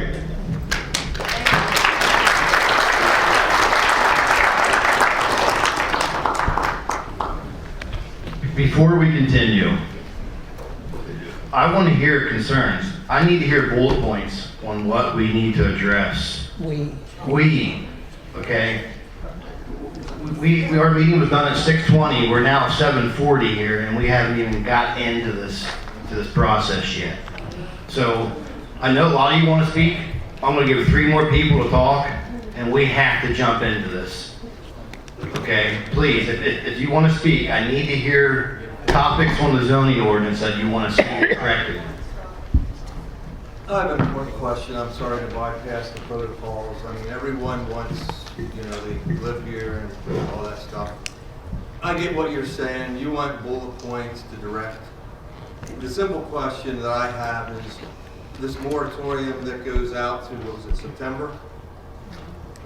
Till they put the... It's an extension, not a moratorium. Extension. What was it, September something? Yeah. What happens if... Wait a minute, there's no moratorium. Not moratorium, forget, maybe There are land development plans that have been submitted by MRPI for a data center. Under the MPC, Municipalities Planning Code, the township has to act on those plans within 90 days. The MRPI has agreed to a 60-day extension, but it's not a moratorium. Okay. It's an extension. I stand corrected. But what are the question I was getting to, once you get to that September date, what happens if we don't do anything? What would kick in? Would If the Board of Supervisors doesn't address plans within a time frame, they would be deemed approved. So we have to get through tonight. The Board of Supervisors must address the plans. They either deny them, or they approve them with conditions, or they approve them. If we don't have anything approved, what would happen? Would it? Just a simple question. I know what you're saying is we have to approve something. No, their plans will be automatically approved. Whose plans? MRPs. These guys are sitting right here. They hear everything. They've heard everything. That's exactly what I was asking. Yes. And when you say MRPs, I've never seen MRP's plan. I would be curious to see if our plans don't come to fruition, so to speak, what would MRP's plans be? Do you understand what I'm trying to say? My guess would be their plan would be to move forward. Their plans are if we don't enact something. That's all. They're gonna get a data center. They get whatever they want. Sit down and be quiet. That's what I'm asking. Do they get Well, I would like to speak. Do they get whatever they want? So that's a good question, but I have a microphone. And I drove here an hour and a half from southern Lancaster County. I'm retired now, back home, and judge of election in that area. And when I saw the map next to the Susquehanna and the other tributary on the other side, the things that are going to be released, even though they say they're closed loop and not released, they're going to be released. There's forever chemicals, heavy metals, who knows what else. When that comes down the river eventually, I'm talking 5, 10 years, generations, my grandchildren, and gets in Lancaster County farmland, how are you going to clean that up? When it gets in the water and in through the food, how's that going to, there's nothing you can do. It's not worth billions of dollars. You can't remake this land. And I would like you, like this gentleman says, the ordinance doesn't have teeth and so on, and everybody that's gathered here, I think almost everybody, I would like to entertain that you have a motion to just deny it. Yes. Why can't you do it?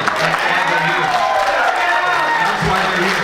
And I agree, because it's not just Watts Township, it's all the way down to Lancaster County and wherever the Susquehanna runs, okay? This involves all of us. We're opposed to it. I'll work on it. I think he's going to. Yeah, can you comment on that? The Board of Supervisors is attempting to draft an ordinance that would be placed in the zoning ordinance, a use for data centers with appropriate regulations. That's the Not enough known about it. And they deny it. Don't need regulations or more time. We need no data centers. If you have a zoning ordinance, you have to provide for all uses. It's not. It's not. Legally, they can't. Please be quiet. So I'm Stephanie Harrison. I actually come from Marysville. I grew up out back of Duncannon on Aqueduct Road. My parents lived near the American flag, right? Perry County dream. My number one thing is in the very back, I think at the bottom, it talks about explosives. What type of impact are these explosives going to have on the surrounding area, considering Pennsylvania has had an increase in sinkholes all over the place? My parents live on a hill, right? You dig an inch into the ground, you're going to get rock. I was told at that meeting the other week, there will be no explosives, that there will be no environmental impact. They straight lied to our faces about that. Second off is that the idea of if something goes wrong, that they'll just buy the next property next to them. I'm pretty sure that sounds like gentrification to me, is that they're coming into Perry County and they're trying to take it over. They are trying to take our land from us by destroying it, essentially, like they've done other places. And I mean, this one's small, considering I think it's like 288 acres. I just saw one in Utah that's 2.5 size of Manhattan. What is going on? It sounds like surveillance. It sounds like the destruction of America. We're not trudging forth into artificial intelligence of greatness. We're going to destroy ourselves, and those men are here to help.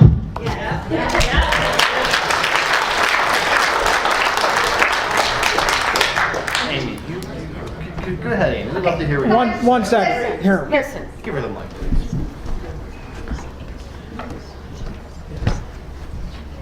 Okay, do you realize you are falling right into what they want us to do? Yeah. And, well, unfortunately, that's not how it works. Why? Because the church gave us this time. Listen, I care more than anybody. I grew up here. I am a lifelong resident. I don't live here now, but my parents do, and everybody in my families. I've known Joel. Joel and I grew up here together. Joel just came into this.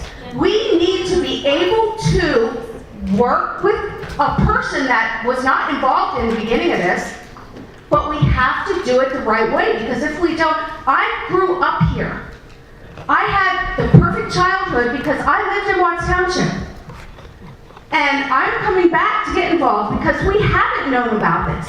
People have not been told. My family is still there. I was a school bus driver out here, and I didn't know about this data center. The people that school bus, and I picked up their kids and knew, and my cousin Jason, we grew up here. But how's what? You're yelling at us with I'm not yelling at you, but you gotta understand, we need to. I'll get to it. Just tell them, just. You're doing the same thing everybody else just did. Everybody wants. I'm just saying, we need, yeah, we all want to do it, but we want to say what first time. Yelling at each other doesn't help anything. If we can please calm down. Let's calm down. There's a lot we gotta go by. Yeah, exactly. It's okay. 1 second, please. 1 second. Keep in mind that the state regulates that every municipality has to have a use for everything and where it goes. We have to follow the state regulations. Yes, we can do our ordinance to help control, curb, and work with that. But every use has to have a place. That is state. We do not have a choice. So where's our state? So only thing we can do is do an ordinance to help regulate what, where, and how. That is the truth of the matter. The data center, however they want, we just get to regulate it? Yeah. Your state regulates, I'm sorry. So why is there a state representative here to help with this then? We can certainly request one to come at the next meeting. That's them, then. Let's stop. Let's stop. Okay? This lady's been waiting, we're gonna give her a chance, and then we're gonna get into this. We need to get into this. Last speaker. All right. So my name is Amber Martin. I live in Wheatfield. I grew up in Mechanicsburg. I have a lot that I could say from the perspective from my family and my property, but tonight I want to speak more from somebody that doesn't have a voice, and that's the native wildlife and the protected species that call Perry County the home. If you drive heavily in the heavily developed areas like Mechanicsburg, you can already see what the unchecked expansion does to natural habitat. Wildlife becomes trapped in isolated pockets, cuts off from forests and migration through their corridors that were what they once relied on. Once these forests are gone, they are not easily replaced, and development may be temporary on the human timeline, but the habitat loss can be permanent and reshape the ecosystem. The question I have is, has a formal eagle or raptor assessment been completed for the area yet? Given that the known bald eagle activity along the Susquehanna corridor has a project team that is coordinated by the Pennsylvania Game Commission and the U.S. Fish and Wildlife Service. Have they been evaluating the potential nesting areas or the required protection measures? As of 1940, the bald eagle has been considered protected as part of the Golden Eagle Protection Act, which has prohibited unauthorized taking, possession, sale, harassment, or of any birds, their nests, or their eggs. While they've been removed from the endangered species list in 2007, they remain protected from any type of disturbance that causes injury, mortality, or the nest and abandonment. As of 1983, the financial support of the U.S. Fish and Wildlife Services and the Endangered Species Fund Act actually created the Haldeman Island Susquehanna River, and they were considered part of 2 places in all of Pennsylvania. We know all this. Okay, well, I understand that, but they are protected. So is there any type of official summary that's been done and approached by the PA State Game Commission or also the U.S. Fish and Wildlife Endangered Species? This has been explored. This is my first meeting because I've only just been. We want to get to this ordinance. This is coming whether we like it or not. Right now, we need to regulate it so that it doesn't affect us even more. I also have the right to say things as well, you know, interrupt. Thank you. All right, let's get started. Get started, Joel. All right, can we? All right, let's just all take a deep breath before we start.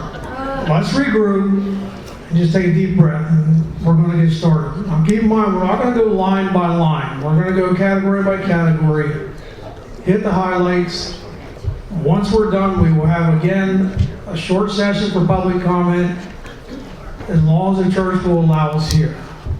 When the church says we're out, we're out. Okay?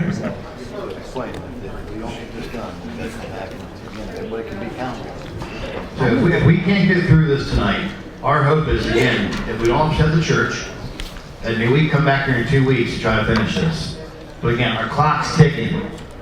So if we're going through things and you're here and you don't like it, please don't be screaming out, don't be yelling out. We hear what you guys want us to address. Give us 30, 45 minutes to get through this and see what we can get done here tonight. If not, we're going to be back here in 2 weeks again. Maybe, doesn't look good right now.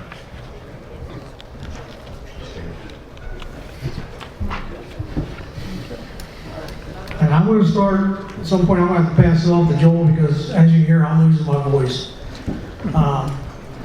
So we have a kind of an ordinance also with some highlights by the citizens. I was just handed that today, so I'm going to try to look at it as we go through here, the current ordinance.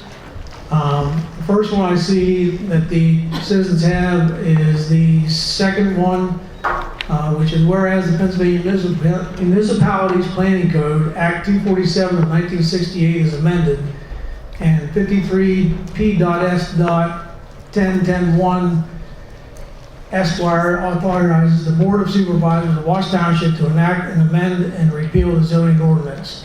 I think that would be a great addition if we want to add that. If you have any questions or concerns with adding the act. I'm sorry, we on page 1. Page 1 would be the second one down under whereas Pennsylvania Municipalities Planning. I think their suggestion of the Act 247 1968 is a great addition. Carl? Fine. What's that?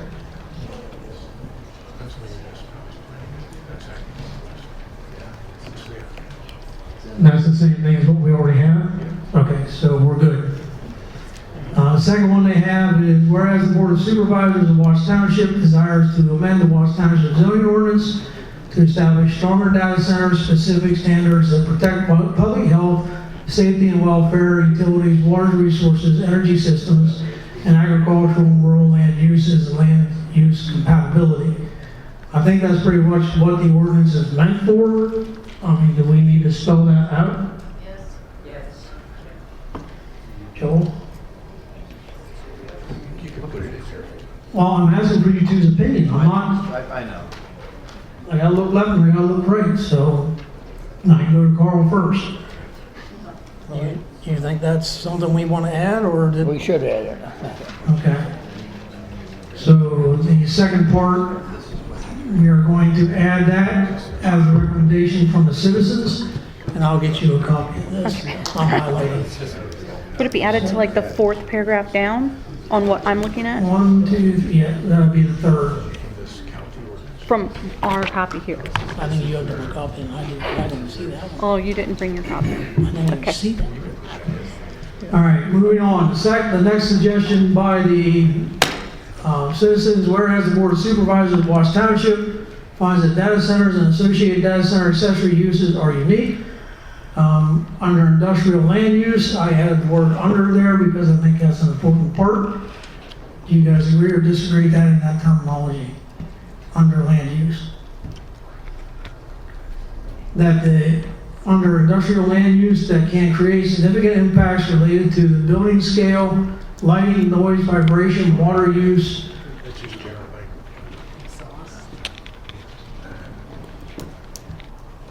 I'm fine with that. Okay, Carl, do you see issues? Yep. I'm fine with that, so we will add that. Yep.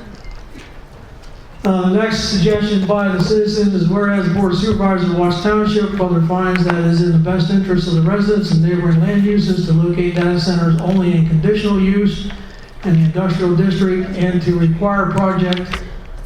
I think we already have that further down in, so we will address that later on.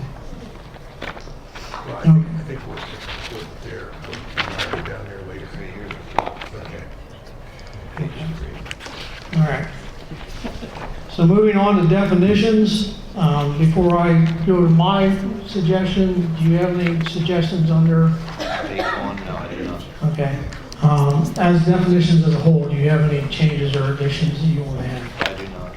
Okay. I think we need to define property lines, either as a definition or change that wording in the ordinance overall when we see it come up underneath the portion that reference property lines. Right, that's further down. So do you want to do it as a standalone Yes. definition, or do you want to do it under each category? You talking here where Anywhere it reference property lines within the ordinance. I like to go to special on the LRD if that's what we can. Okay, but do you want a single definition under definitions, or do you want to address it under each category? You say a separate definition? Yes. Carl says a separate definition. The property line. Because the industrial lot is currently within a lot of itself.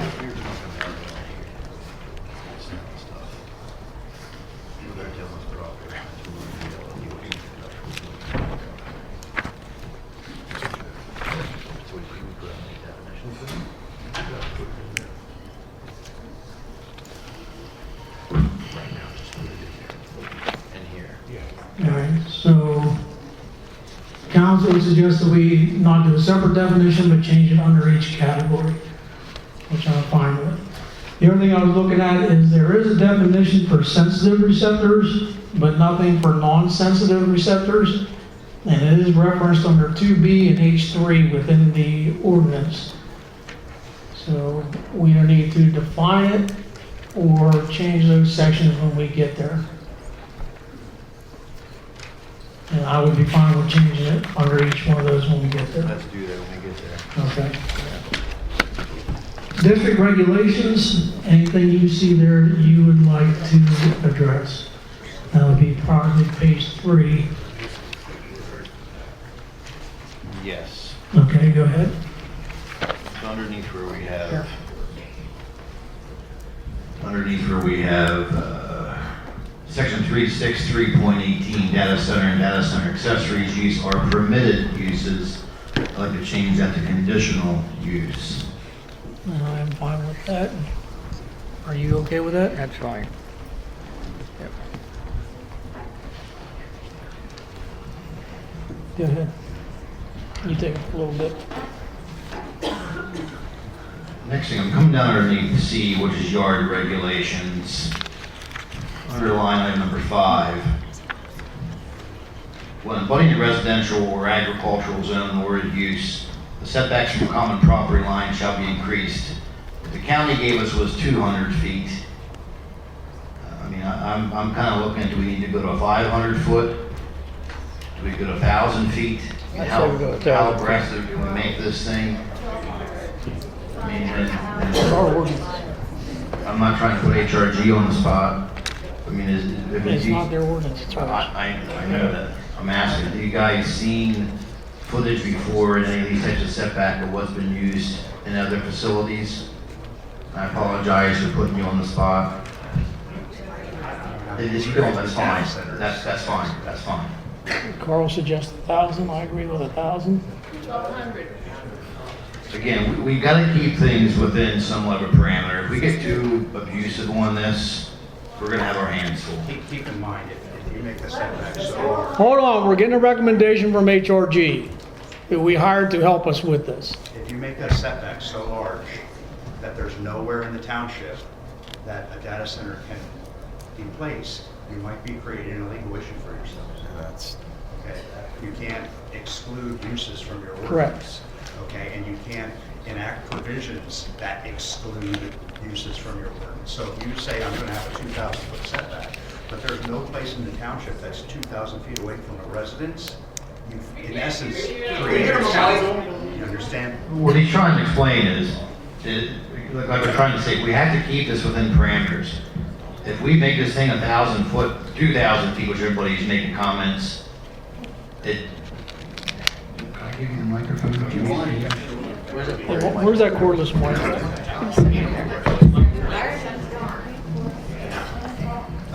What I was saying is that you can't restrict use altogether, okay? And you can't enact provisions that in essence restrict the use altogether. So hypothetically, if you said we're going to make the setback 2,000 feet from any residence, but there's no place in the township that is 2,000 feet from a residence, you've in essence said you can't build a data center anywhere, which is not permissible. So if that were challenged, you would probably lose that challenge. I mean, I defer more to your legal counsel on that, but you can't make it so restrictive that you've in essence created a way that you can't not allow it altogether, but you can't create provisions that don't allow it altogether. I think what we've seen is, I don't think we're not seeing it go past 500 feet. So, I say we keep it at 500 feet. You okay with 500? Okay, 500. Guys. Okay, go ahead. I'll pick up again. My voice is going. Go ahead. Keep going. Can you come back to that later? Yes. We're going to come back to everything. Okay, let us get out what we're looking at. Hopefully we answer a lot of your questions, like I said earlier. And then the questions and concerns will be even limited more. Darren, do you want to remind them that this is preliminary and there's going to be a whole separate public hearing and comment time aside from this? Right. I don't know if you heard Carol, but just a reminder, this is a preliminary draft. Once we have the final draft, then we put out for review and then out for public comment before it's voted on. We'll keep going. I do have something under number 6. I think that setback also needs to be looked at. Which is accessory uses and structures, including data center accessories. Uses and structures shall be set back at least 150 feet was the recommendation. Here again, I'm thinking if we go 500 on the others, maybe go 200 there. I'm on page 2 of mine. Be page 3 on the online. It's yard regulations, number 6.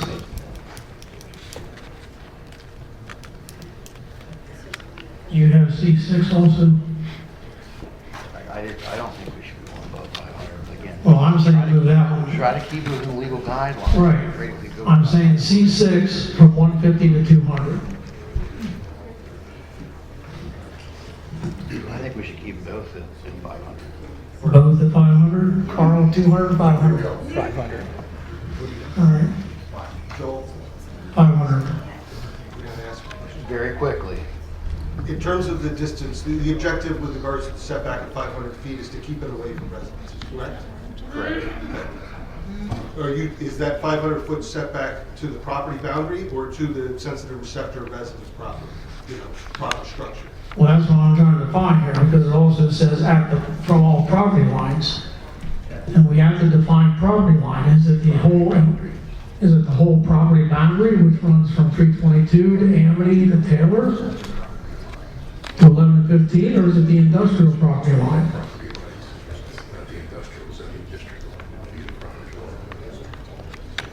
Unless you redefine it.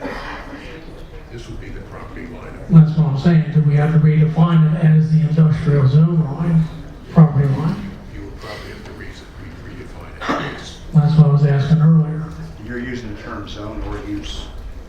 So if there's a residential property in an industrial zone, that's still a residential use. Again, we have hired them as our aide, and he is giving us advice. Currently, the way it's worded is you're set back from a residential use or a residential zone or agricultural. That would be, if I was reviewing plans, I would say that that's the property line of that property, that separate property. So if you had a residential property that was partially in an industrial zone, you're measuring that setback from their property line, not from their house, not from the zoning line, but from their property line, because you have the word use in there. If you just want it set back from the residential zone, well then you get rid of the word use and just say the zone. Does that make sense? Yes. All right, so scratch the word zone and or, and just make it use. Make it use. Well, which do you want to do? Well, that's what I'm asking my fellow, I can't make a I would decision. scratch the word use if you want it to be from the zone. Scratch the word use or scratch the word zone. Well, it's your. That's what I'm saying. Which one do you recommend to be scratched? Where do you want it to be measured from? The industrial lot line. The industrial, then scratch the word use. Scratch the word use. Keep zone. Okay. Which then further defines property line throughout the rest of the ordinance. Because my concern is property line definition, because right now the property line runs from 322 up Amity, down Taylor, and along the back of the commercial zone down on 1115. My concern is definition of property line.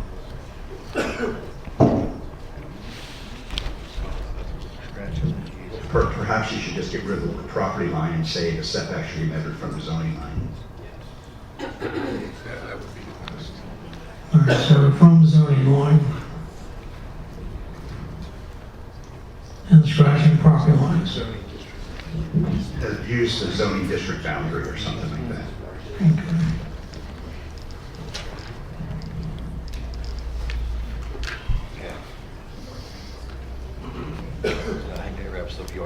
Okay, so now we're into one of the big ones, height regulations. Currently, maximum permitted height of any building is 75 feet. Roof-mounted equipment such as cooling, ventilation systems, HVAC units, and cooling towers, an additional 10 feet is permitted for the accessory equipment and 20 feet for screening, including parapets from the top edge of the roof line. And again, one lady already stressed this, if you take that all in total, it's 95 to 105 feet. I have a number in my mind of what I would like to go to. But again, I'm reading this, so I'm not going to go first. Carl, do you have any height changes you would like to recommend? Yeah, drop it down to 60 feet. Carl recommends 60. Well, Carroll Township was 45, and that was kind of one we were basing off Right. of. 45 feet. Yeah, and I also had the same number in my head of 45 feet. Okay. Carl, you okay? So we will drop that to 45 feet, and that will be, hold on, we're not done. 45 feet. That's great. And that will be from the lowest building finish grade, including and not limited to all roof-mounted equipment, parapets and screening, including the top edge of the roof line. So it's a total of 45 feet for everything they need. Scratching.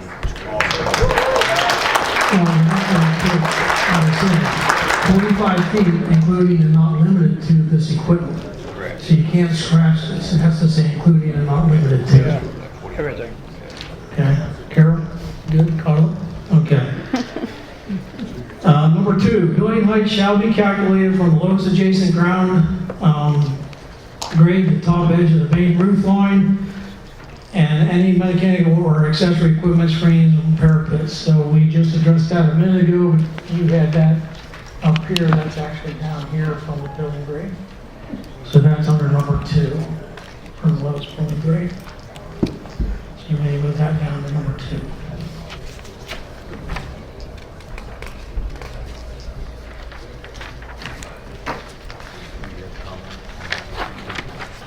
You're not adding anything, it's just 45 feet for everything. Right. Okay. Next, under coverage regulations, kind of went through this. I'm going to let them talk first again, as always, since I'm reading them, because I don't want to seem like I am influencing anybody. Under D, coverage regulations. Carl, do you have anything you want to add or change? Yeah. I don't have anything on this page, I don't think. Nothing on right now. Because when I look at this, it says 50, 40, and 20, and to me, that's 110%. So I think those numbers are off a little bit. They represent different things. Yeah, they're different. Okay. They're different. Thank you very much, I appreciate that. All right, next, landscape buffering and screening requirements. Visual screenings. Anything from you guys? Give me it. Yep, I'll let you get caught up.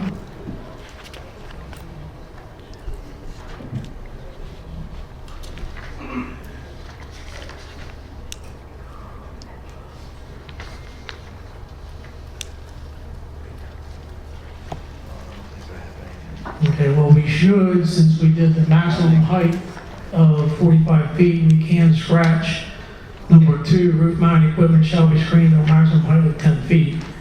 Because we just did everything at 45 total. Right. That's under visual screening, number 2. Well, but it, We can't give them 10 feet for roof mounted equipment if we gave them 45 feet total.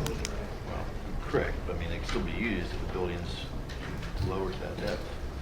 Still 45 feet regardless. It's just a minimum of 45 feet. Max. Maximum 45. Yeah, so we can scratch number 2. Unless you don't want to.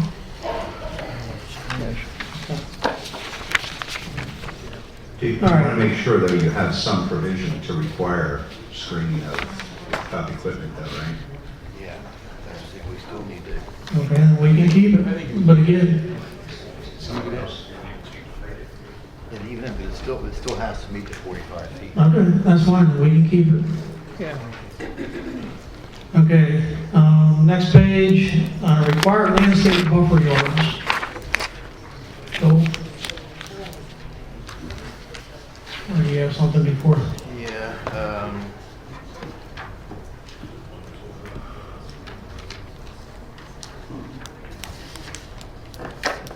here we had, so, give me a second here, probably. We had a kind of word for data center. I think we need to have a word for data center or warehouse. Because we kind of need wording under data. This isn't center. for warehouses, it's for data centers only. Yeah. So, how do you want to word it? I'm fine. The only changes I had was down here at C1. Right here. I'm at buffer yard width at C1 is where I'm at. What was provided to us was a minimum of 50 feet of buffer yard shall be provided along any public frontage, any property line, abutting residential or ag district, or property line within 500 feet of sensitive receptor. And there's Yeah. that term sensitive receptor, but we haven't defined non-sensitive. So again, we gotta keep that within a certain parameter. Right. And, do we go, if we go to 500, or do we, 100 feet, 250 feet? I'm not really sure exactly where to go here with this.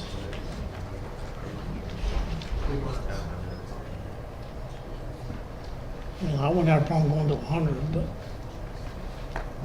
It needs to be increased from 50 feet, I think. Oh, yeah, To give a definitely landscape 50 feet. buffer, it needs to be more than 50 feet. Carl, you got a comment? No. I'm looking at it, I I was think thinking it's about like the more, older but version, that's- but is your buffer yard still in addition to the setback? Yes. Or is it part of the setback? It's in addition to. Okay, so keep in mind the same comment I made earlier about, you start to add these things up, and you get to a certain point, and there's no place left to build anything that could be challenged. Maybe ask yourself, what's the purpose of the setback? What's the purpose of the buffer yard, so that you can make a decision that makes sense. Okay, the buffer yard is an area that's going to be planted with something. Okay? Carl, you got any input on? Like, why wouldn't you plant the setback area? What's the purpose of the buffer yard? Is it to provide planting so that you can reduce noise and other things? Noise and Do they visibility. need to add? Do they need to be exclusive of each other? Well, I think they're already separate from each other, so it would be Are a you total. trying to create a distance, or are you trying to mitigate impacts? Because you can mitigate impacts in different ways that don't have anything to do with distance, okay? Are you guys trying to say the width of how many trees, like the buffer zone? Like, I need 25 feet Right. wide of trees. That's But you're what- still within correct. your setback of 500 feet. That's what you're setting the number for instead of, right? I would say that. You're saying the width of how many trees? Correct. Okay. Keep in mind that there's always room for amendments later after this. There's always room for amendments later once something is passed. So the goal is to get something passed, and then we can move forward with any amendments. So Mansfield, PA says 25 feet wide. I think we're good with 50. So, yeah. Yeah. If we increase the setback, I think we're fine with that. This is in addition to the setback. Right. So I think we're fine with 50. All right, buffer planning requirements, D, anything? No, I had nothing else. So we're saying 50 feet here? Let me just go back through here and make sure I didn't miss anything. It's gonna leave the 50 feet.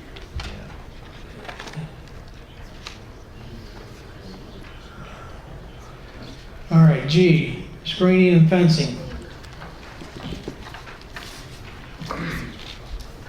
Carl, anything under D, screening or fencing? Fencing should be around the whole building. I think we have that. Yeah. And some places you might need screening.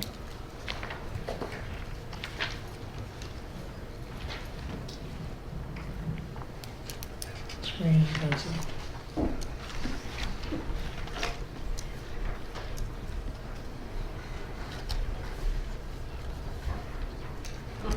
Anything? I don't know, actually, I had it crossed out and I had 509,000, I'm not sure what. Yeah, I think we're Again, good. trying to keep all, Right. I don't know, 300 feet, can we go? Well, again, we gotta keep in line with the setbacks and everything else too. We don't wanna make it impossible. We can't make it impossible. We go to 500 feet. I think we're pushing the boundaries, but, I mean, it's something the Lions can look at once we make the change, if we make it. Well, we're HRT. I say leave it where it's at, 300 feet. Yeah. Okay. but I'm only one person. Help me with the fencing, Chris. I'm not sure which section you're in. Section. G, sorry. screening and fencing. G1A. 1A. Yeah, And if you I can't felt answer. that paragraph was confusing and had grammar issues. So I just wrote confusing in grammar on my copy, and I think we should look at We need that to revisit paragraph that in little bit. general. Okay. Well, we can even revisit that as an amendment also if we need to, correct? It would be better to get it right. Bro, I understand that, Yeah. but keep in mind, we need to get this passed also. All right, anything else under screening and fencing? Okay. Moving on to lighting. This is another one of those places where non-sensitive receptors were put in there. I think it should be changed to the 0.1 foot candles for both non-sensitive and sensitive receptors. Because non-sensitive, the way I understand it, are the residences, homes and garages and such. Stay with the, I say make them both 1.1 foot candles, because that's the amount of light that's casted across to their property line. yeah, we can stay with that. That'll be short. Okay, so we agree to change that to 0.1 for each? Yeah. Okay. Just into the non-receptive. Yep, 0.1 each.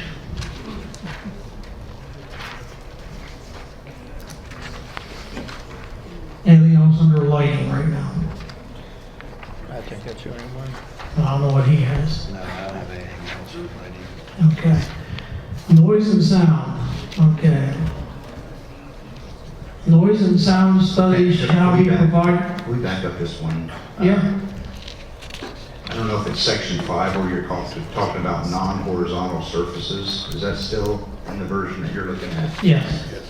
Does that conflict with section 2 above that says you can only have, lighting must be directed downward only?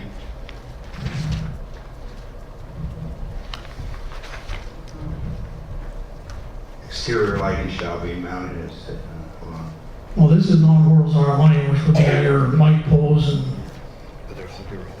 Well, but you have a section that says it should only be directed down, so no horizontal at all. So this opens up. well, I think it means horizontal mounted.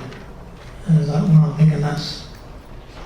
I'm assuming horizontal lighting is things like you're not pointing straight down, you're pointing at your building at an angle, or you're lighting trees, or you might be pointing up because you want it to look pretty. You're putting lighting on trees, or you're doing other types of lighting that aren't directed down.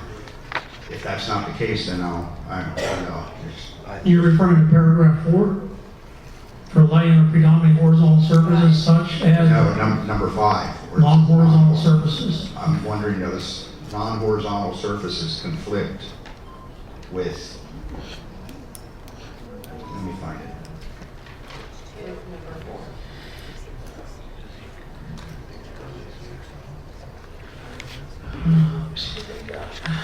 Basically, it says in section 2 above, it says light shall be directed downward angle.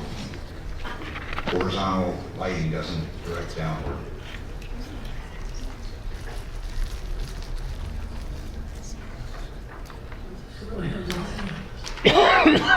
What's your recommendation? Take out that one, since it's probably covered under the other portion? Yeah, I guess, just not allow non-horizontal. Agreed. Just remove it, remove 5. Yeah. Just remove it altogether.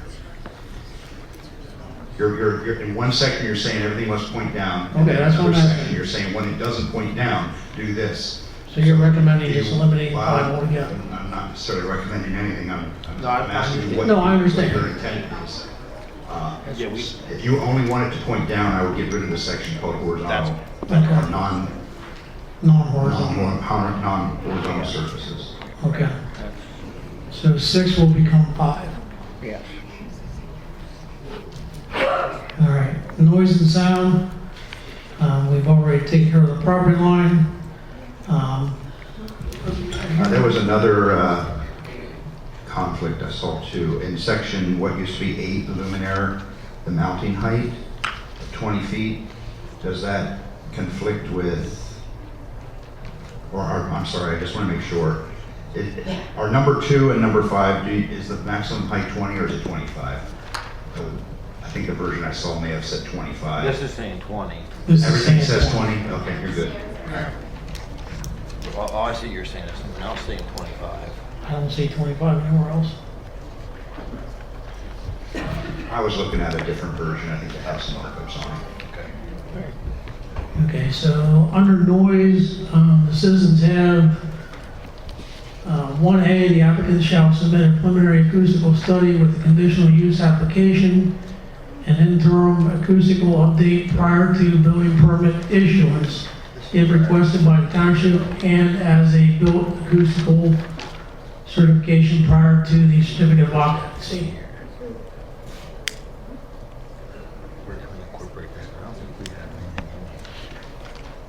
And would you hear what the citizens are requesting? I'm sorry, I'm reading my own thing here. I'll let you read it. Where are you at? 1A? Yeah. I mean, right now for that, we have a preliminary study shall be provided. The preliminary studies, sound study shall include recommended sound reducing materials or systems as needed to meet the noise levels provided in the following table. The version I say says that should be submitted with the land development plan. You're changing it to conditional use application because you're going to make this a conditional use. Correct. Okay, yeah, that's good. Okay.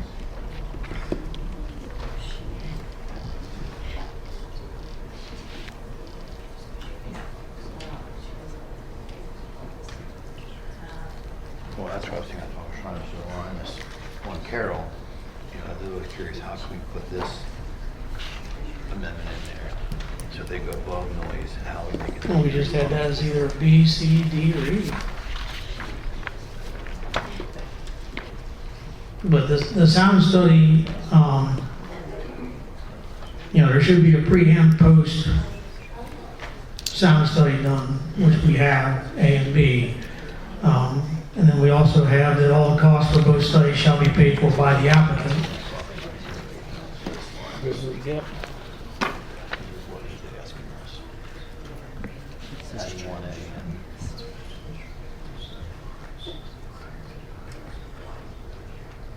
Section B, you probably can't have a post-construction noise study done prior to occupancy.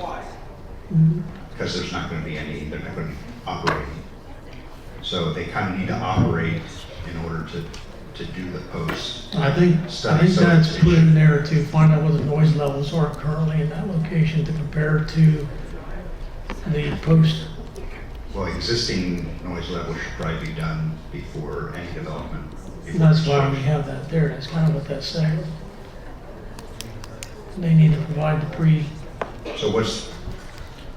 So many times, I'll use traffic study as an example. Many times there's a study done after the facility opens up to verify that the actual traffic volumes were similar or less than what was originally anticipated.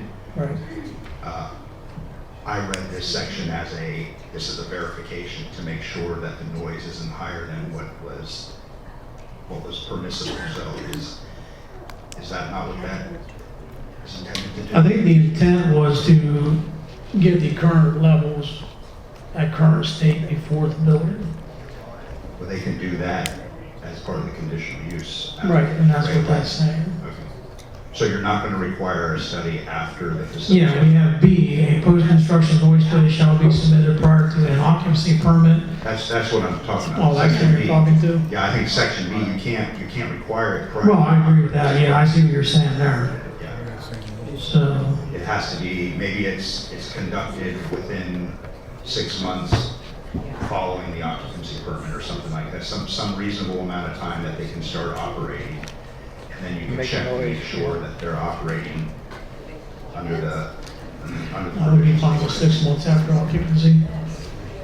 6 months after occupancy. Yeah, what about compliance afterwards? I'm sorry? What One about- person. What about compliance after that? So if they build this data center and then they move in, now we can conduct a sound study to see what it's producing. How long are we gonna let them in there before they, are considered not compliant? And then what? What is the repercussion for them? Is that a fine? We're getting there. What are the We're getting there. implications of that? Getting there. All right, so B would be changed to shall be 6 months. So post-construction. Yeah, post-construction noise study shall be 6 months after occupancy. You may want to say full occupancy, because if these come on partially, where, you know, there's 10 buildings, you got one, but you really want to know after all 10 of them are operating. So it'll be after full occupancy. No. How are we gonna know how long that's gonna take? What's gonna take? The occupancy. The full occupancy. We will get the We have no idea. That's something that we have to look at. Can we make a note about getting that in the proposal, in the plan from them? Okay. Legitimate question, did you take that down, Carol, as a concern? Mm-hmm. Okay, we have that as a concern, we appreciate that. I mean, it's something, like I say, nothing's finalized yet. We have that down as a concern, we'll certainly look at that. Instead of waiting till all 10 are operating, can you do periodic testing throughout instead of waiting until all 10? Because what if it takes 3 years to have all 10 done? What if it's higher? It's a valid point. Maybe 6 months till. Can I add a suggestion? If we do it, you could do a after full occupancy or after each phase is completed, if submitted as a phase project. I think that's what you're trying to express. Yeah. So, yeah, I mean, something for each phase. Yeah, let's go that route. All right, so shall be conducted 6 months after full occupancy or at the completion of each phase.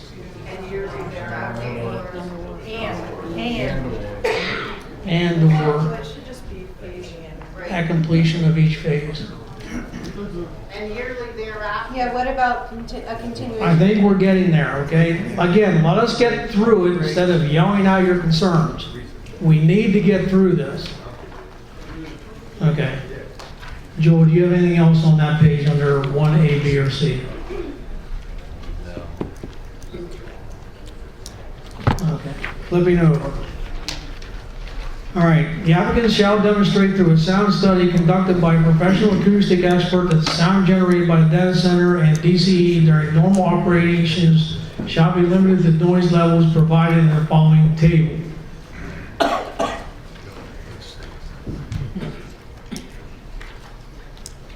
about consequences, trying to get my head clear on that. So we're on 2. We're on 2. So this is where I go back and forth on, you know, if we're gonna limit this thing at, I think we can be at 2 different sound decibels. We're gonna be at property line or we're gonna be at LOD. If we're gonna be at LOD, which is the industrial zoning line, I don't think we can get to that level. So if we wanna stick to the property line, which is what, Well, we already defined the property line as the industrial line. in Carroll Township, put 145 decibels to property line. Well, our property line is the industrial lot line, which we just defined. It says here, abutting zoning district. Think about the intent. So, from a practical standpoint, does it matter how loud it is on the developer's property?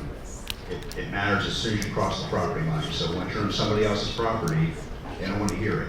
Right. Okay, so just think about the intent. You know, like, I don't know that the zoning boundary really matters if the zoning boundary goes through their property. What really matters is once you cross from their property onto somebody else's privately owned property, that's where you want it to be quiet. So it will be tested at their property line. I would say at the property line, yeah. Okay. Well, if we're gonna go that level, I think we need to be at that. And I don't think that conflicts with the earlier where we removed the word property line, just changed it to say zoning boundary line. Okay. All right, so, I know. So Joe has recommended an overall day-night 24-hour, 45, On day, I mean, so I can, we want to talk about nighttime. we're talking about all of it. Yeah, the whole thing. The problem is, you gotta remember, this is a constant noise. They can't shut anything down to lower it at nighttime. No. It is a steady operation, 24/7. Nothing can be shut down to change the decibel level at 7 p.m. and turn it back on at 6 p.m. It is a steady, constant noise.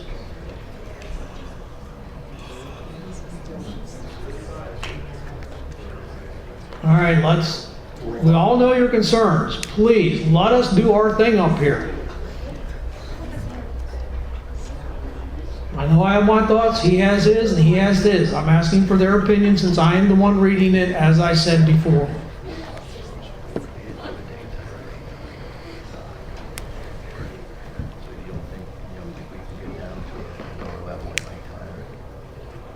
You would have to find her. Have you run into any of this with Interesting expert, so I really can't. I would want to consult an acoustic expert on what are appropriate. That's fine. Especially once you start getting into DBA Right. versus DB. Yeah, it's just, it's, I can't really.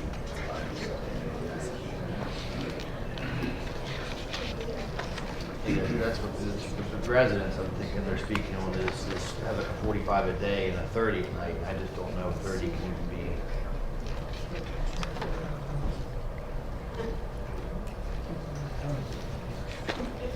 We can try to consult with a sound expert that can make recommendations. We can meet in the middle and make it 40 for right now, instead of 45. Well, I think for now, at least get through this. Yeah, I mean, your crickets are going to generate. I understand that. I ran around this whole township with decibel meter. As of now, let's keep it 45 for now. All right, Joel recommends, See through. okay, let me word this right, so. You're recommending a 45 decibel level for both DBAs and DBCs 24/7. Right. Yeah, I think we need to work with HRG. We can, but we need to get something in place right now. For now, I think we should go with 45. Again, we can continue to work on this, Correct. but we need to get something in place so we can get it advertised and get it passed. 45. 45. So the board agrees to a 45 decibel level for both DBAs and DBCs and any other sound levels that would be generated, and that would be a 24/7 sound level of 45 decibels. Okay, backup generators, backup power systems, which generate noise in excess of limits set forth above, which would be now the 45 decibels, shall be tested between 8 p.m. and 6 a.m. Eastern. And that should be shall not, I think I said shall be.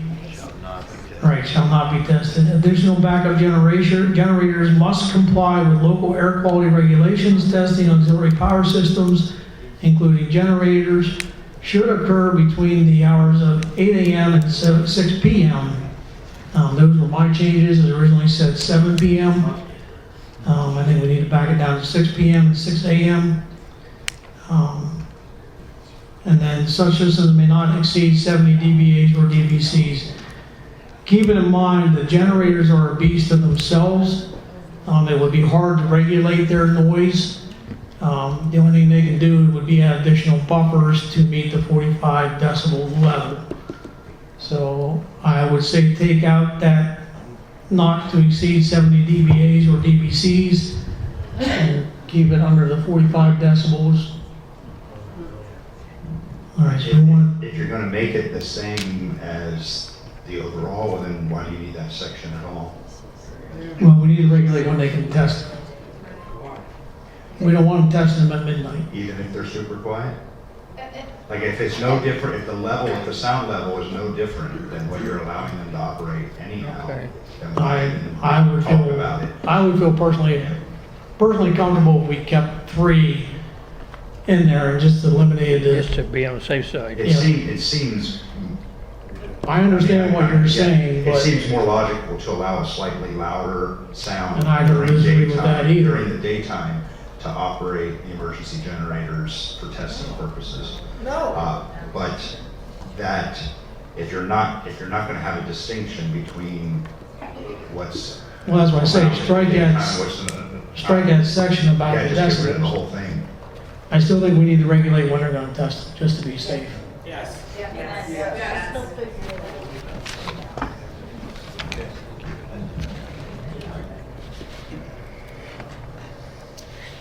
Oh yeah, I mean that's a given. And we've already talked about that. I know it's minor, but go back to. Well, we're going to scratch that 70 dBAs and just keep the rest of it, correct? Yeah. So just Okay. take out the last sentence? Yes. Now, what do you want to go back to? Back to 1A. All right, 1A under noise and sound. Yeah. Okay. Preliminary study shall be, let's make it will be provided. Will be, okay. Good choice. Did you catch that, Carol? Will be provided with the conditional use app. Yeah. Yep. All right. Just question? Yep. Did you have a discussion or just decision on 7 or 6 p.m.? I would say the shall not be tested between 8 p.m. and 7 a.m. Keep that at 7, and then testing shall not occur or should occur between 8 a.m. and 6 p.m. Nothing after 6. Everybody's shaking their head. I'm okay with that. Okay, additional vibration levels may not exceed 0.15 inches, I guess that's per second, at any adjoining property line, which is discernible to the human sense of feeling, shall be perceptible without instruments at any point beyond the property line.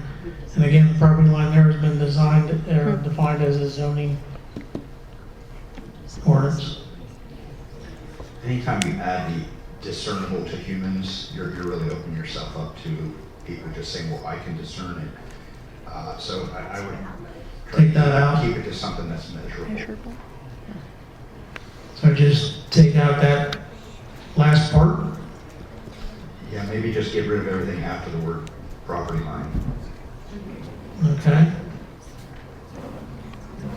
Only because you have people who will just. I understand what you're saying. Yeah. All right. You're still on 5. Yeah, do you have anything for 5?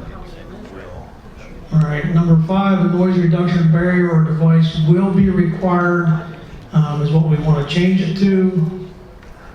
And at the discretion of the zoning officer, where post-construction monitoring demonstrates non-compliance with sound limits set forth herein, or where the applicant's acoustic study identifies mitigation measures necessary to achieve compliance. So we're going to change that to will from shall. Okay. Number 6, activities. Do you have anything on number 6? I'm wondering how can we remove, What? do we want to keep it 6 at all?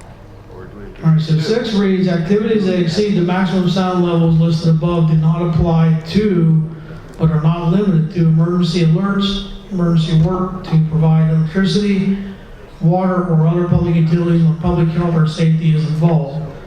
Snow removal or road repair, auxiliary power systems in use during emergency or primary power systems failure are exempt from both sound level requirements. I think we need to add a period of time. We need to put a period of time in here. What if some of these parts take 2 years to get replaced? It's giving them 2 years of running equipment. So can we put a timeline to? I think that's something we can look at later.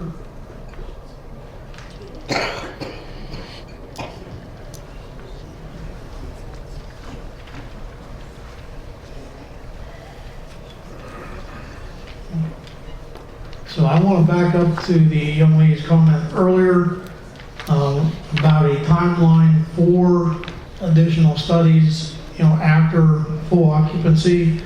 That's something that I have thought about myself. I would be all for adding a letter D there for additional testing, which would be every 3 years after full occupancy at the cost of the developer or landowner.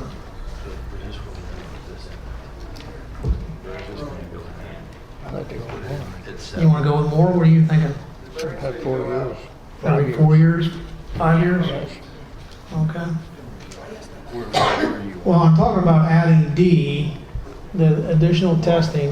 The one thing I wanted to try to get in here is, with some of these guys that people are commenting is how can we let dates go back to a developer, which Carroll Township put in here. Any failure, in the event of any failure by the owner or occupant to remediate a sound violation, they may be revoked their zoning permits until they pass their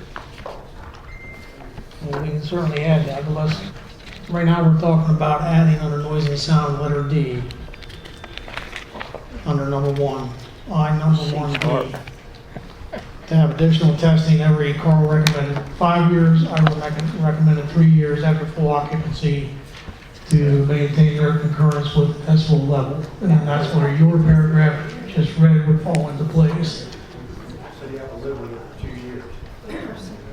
They get louder as they wear out. That's why we're recommending, please, we are discussing it right now. We understand, we heard the woman's comments. We are discussing what we want to do. I mean, I recommended 3, Carl recommended 5. I think we do have to have something in there for additional testing. That's just a long time. So 3 years, 2 years? Can you help with any type of Annually. Annual comments. I'm not running into anything like that, really, in any other zoning ordinance. And it's our ordinance. Okay, so we will add D, that annual testing will be conducted at the expense of the developer or landowner, because again, they can sell that property. So we want to make sure we get everybody covered. Yeah, landowner. Thank you. Annual 1-year testing. So with that, you have there, we can make it D1. You want to read that? Well, I'm going off of Carroll Township, but one of the things, again, some of you commented on is, in the event of a failure by the owner or occupant to remediate a sound violation, the township may revoke any zoning permits previously issued for a data center. I think we need to put that into motion. It's going to keep them accountable for. And that can be D1. Well, that's what it's going to do, is it's going to revoke their permit until they become compliant. Good job, Rob. You should also get a fine for it too, until they become compliant. Again, we're trying to get something down now. We can revisit these other suggestions later and do amendments. Okay, please, if you have other suggestions, send them to Carol. We can also take them under further public comment later and make the changes if we have to and delay the passing of this if need be, if we find it's something relevant. Okay? So where are we putting So D1 will read, in the event of failure by the owner or occupant to remediate the sound. You're just gonna have to Carol. Yeah. I got it, won't right read it. You here. got it? You got Carol's done. Okay. So again, I'll start. Go ahead. To remediate a sound violation, the township may revoke any zoning permit or permits previously issued for the data center. So that will be D1. Do you want to limit it to just data centers though? Don't you want to say the facility as a whole? Because they can. This ordinance is specifically dealing with data centers. Okay, moving on, access, safety, and security. Anything?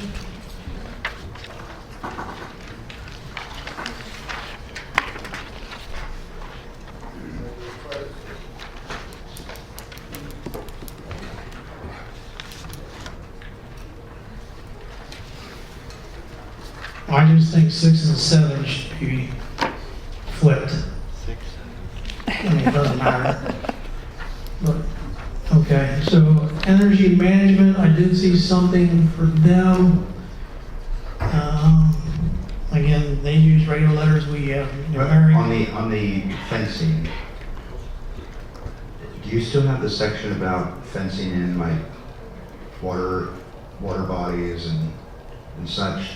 Any non-ravine water source, What's the purpose including of that? not limited If the to whole- ponds, lakes, marshes, swamps, and similar areas, whether human-caused or naturally occurring, shall be fully enclosed with a fence of at least 8 feet high. This includes all stormwater management facilities installed. So if they're fencing their entire property, why do they also put a fence? Does anybody get Pond over, anybody get over the or- first or fence? stream? Anybody get over the first fence? Get in a second one. And then they have a second one they have to get over, so it shows intent to enter the property.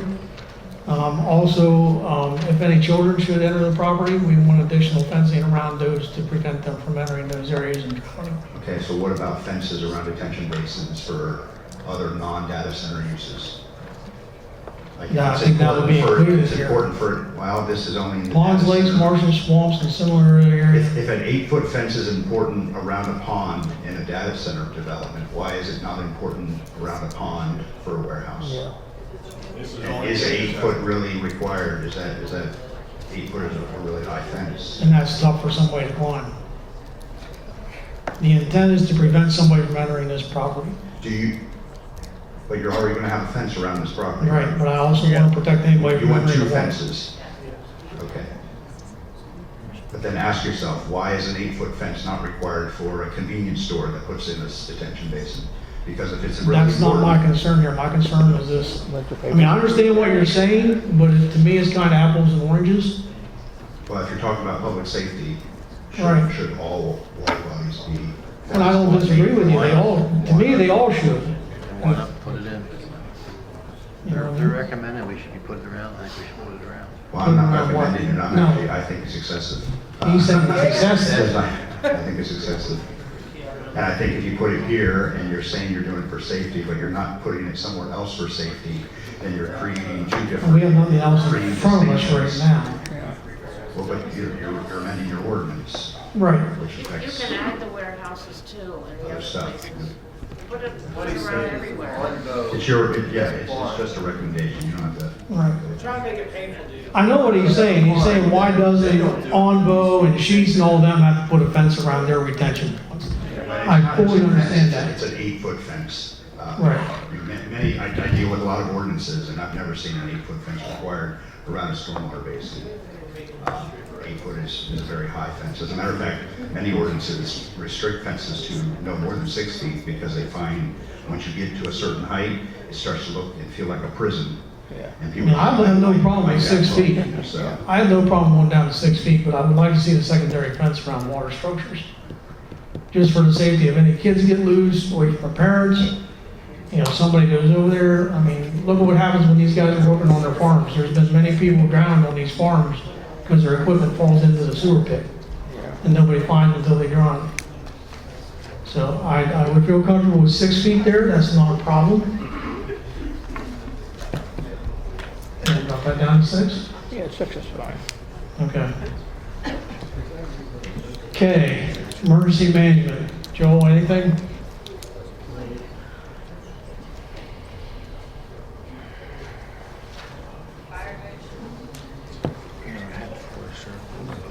Independent qualified. What's the question? Does it qualify what? Can we have them be independent? No, I don't think we can. The citizens added here, emergency response plan shall be submitted to local fire, EMS, emergency management providers for review. I think we have something along those same lines in here, don't we already?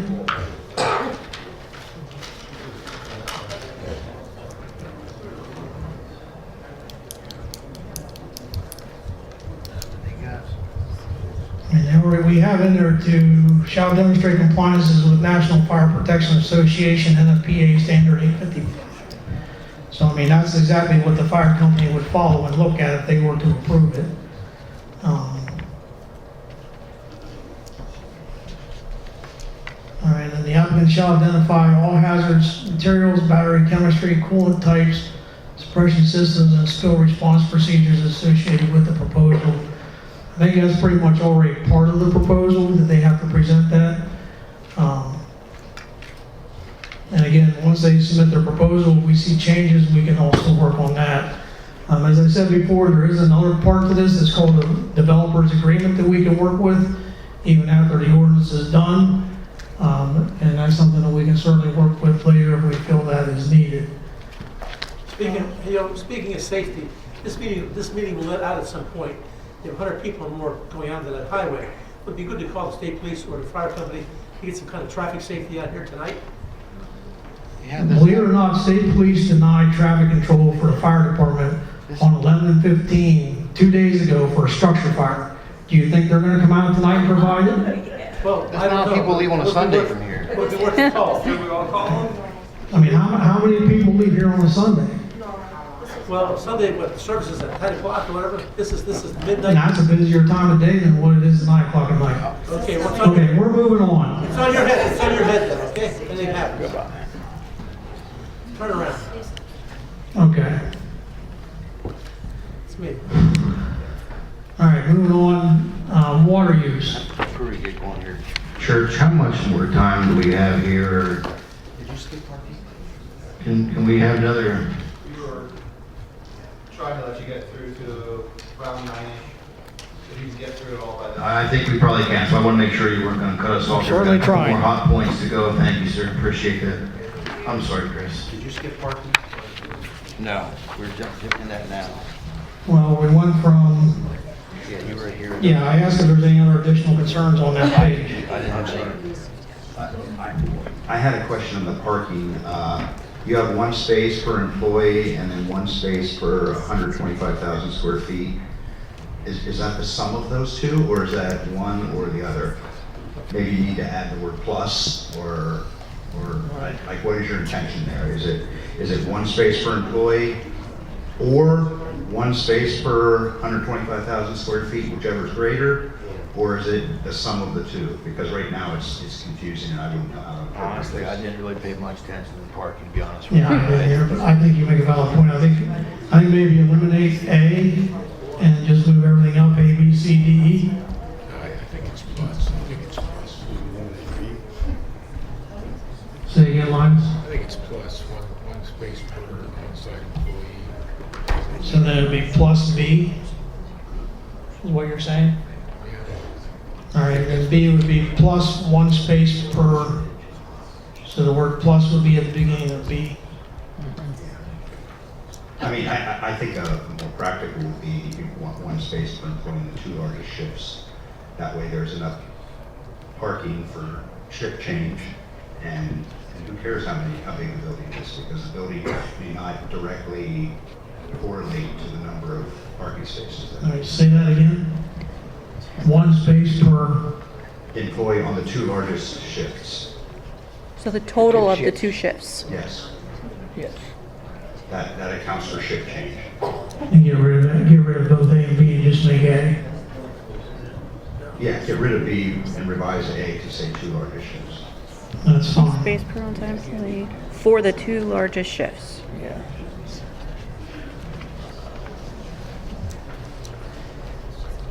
And then there was some stuff on landscaping, the next section C there. I would get rid of the density of trees in the parking lot, shall be 1 per 200 square feet of pavement. It's kind of arbitrary. Where are you at? That same section of parking, letter C. Oh, okay. I would just make it the. Which one now would be B?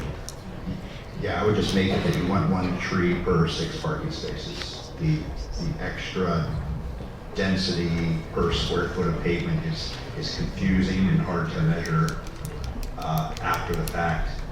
People start asking, is it the square footage of the parking spaces, or the drive aisles and the parking spaces? Just make it 1 per 6 spaces. 1 per 6? Well, that's what you have now. Okay, that's what I'm saying, that's your recommendation. My recommendation is get rid of the last sentence. Okay.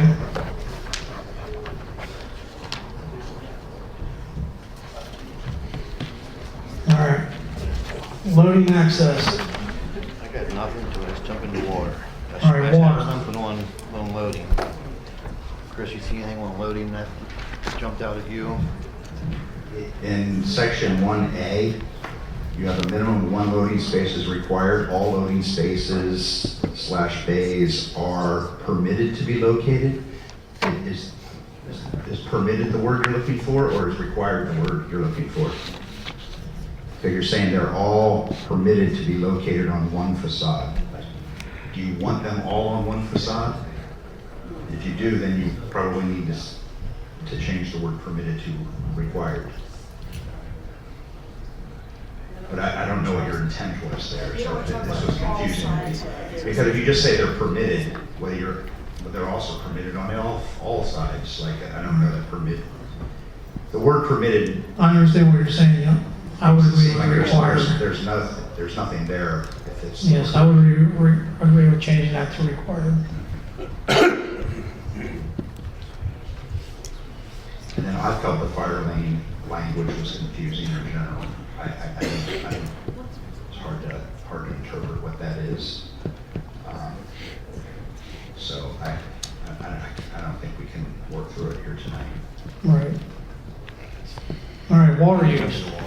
Joel, Carl, anything for water use? Yeah, I got a lot on about water. Okay. I mean, I've worked on wells for over 70 years, so I know how bad water pulls and flows from everybody else. So we should have a good piece in there that pulls for a couple of miles, water will pull. Well, we talking back here on.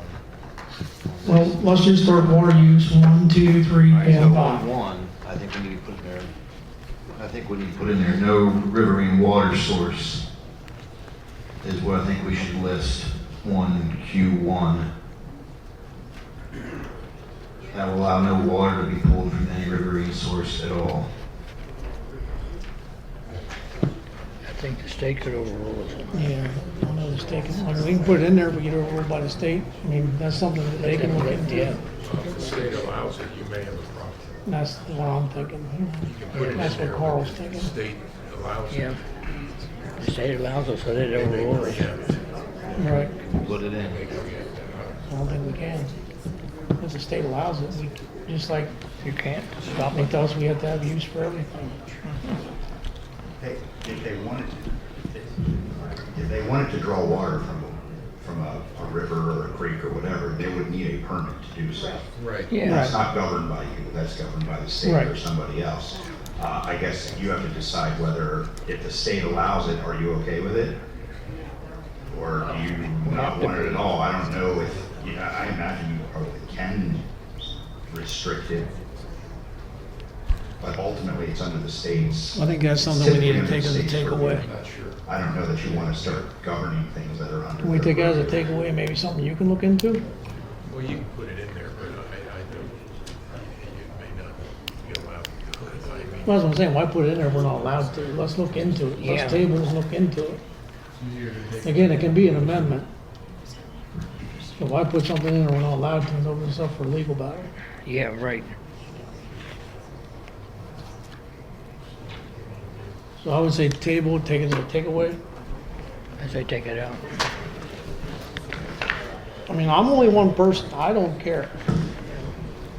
I mean, it's I mean, if I'm overruled by two of you, then I'm You overruled don't by think two we of you. can eliminate number 3, Q3? Or a hybrid cooling.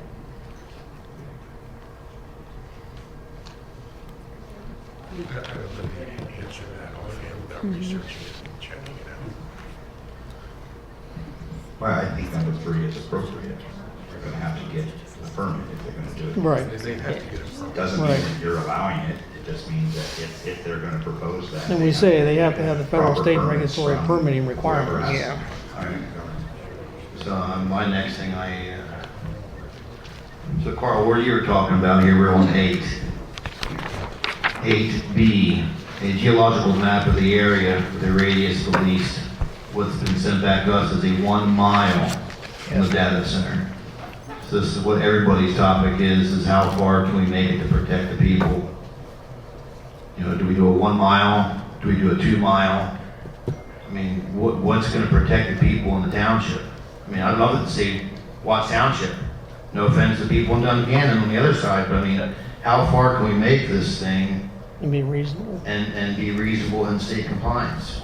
I mean, this section of, if I was preparing a water study and you tell me that I have to have a map, I'm not saying I have to study anything, you say I have to have a map, a geologic map. My study must include a map within a mile. It doesn't mean you're actually studying anything, you're just including a map. I think this section is actually quite weak and should be reviewed by a hydrogeologist. So what? Can I state something? I'm a supervisor of another municipality. You can take a 1 mile circumference from that data center, which comes to 2 miles, to regulate the water usage in that. You can have a hydro study done for that. on their expense to make sure that everybody's wells, and they can put monitors in those private wells. So when they start drawing water, my suggestion to you is a closed loop system in your ordinance only. There is 3 types: air, open loop, which uses a ton of water. Correct. Closed loop, you can make them truck their own water in and remove that water in tractor trailer. Out of the area, you can make it in your ordinance that you can make them truck it in out of the area, bring it in, and take it away. You want to make sure that you get this in your ordinance right from the start. Historically, that water's good for 5 years. Say that again, sir? Pardon me? Say that again? Historically, if you do a closed loop, the water is good for 5 years. After that 5 years, they gotta change After all the change water? it. Or They change all the water at their expense. Yep. If you put it in your ordinance. We want to put that in it. Yeah, that's what I'm trying to figure out. They don't draw water anyway. So you're thinking we should be doing a study?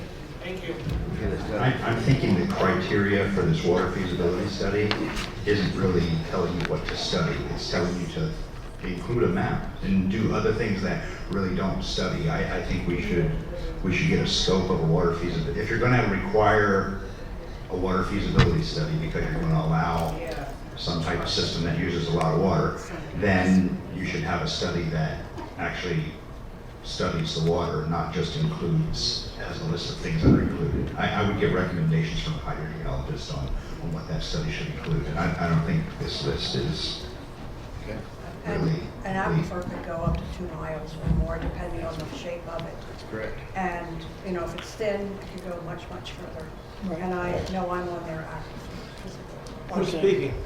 So my well would probably. All right, let's move on. So we definitely need to get something in there for them to provide a study of the wells within a certain mile radius.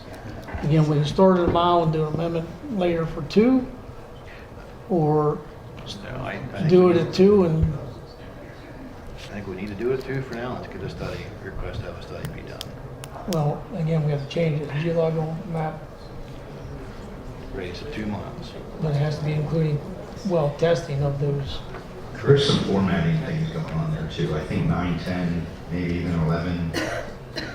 Should they be letters under 8?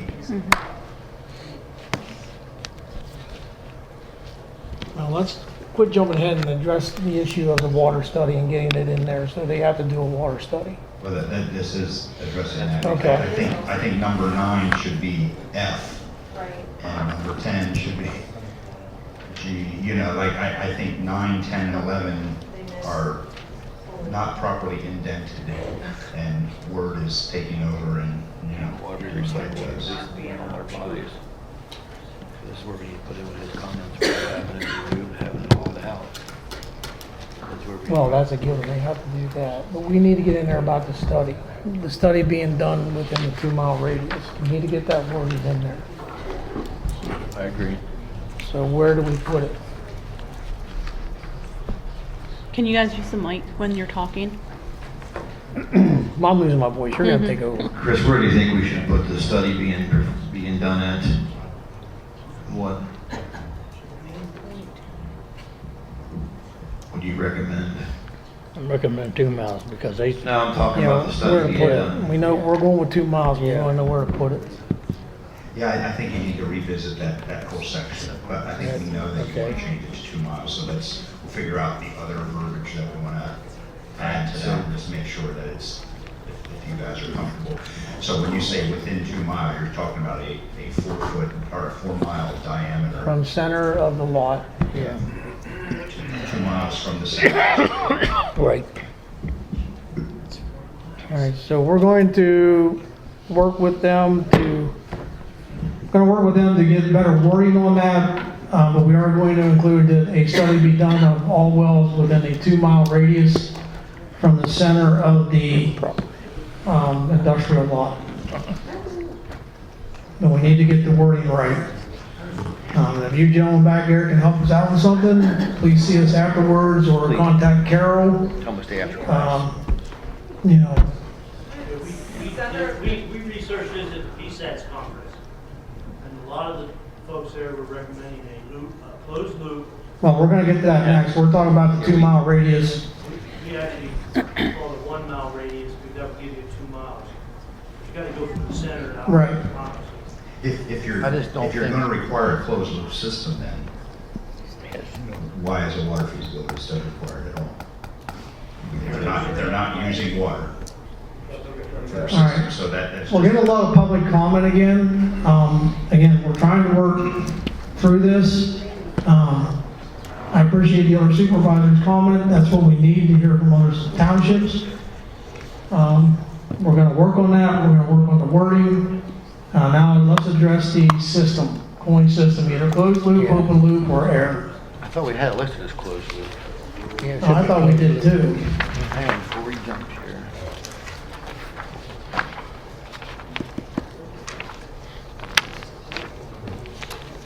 So on the bond,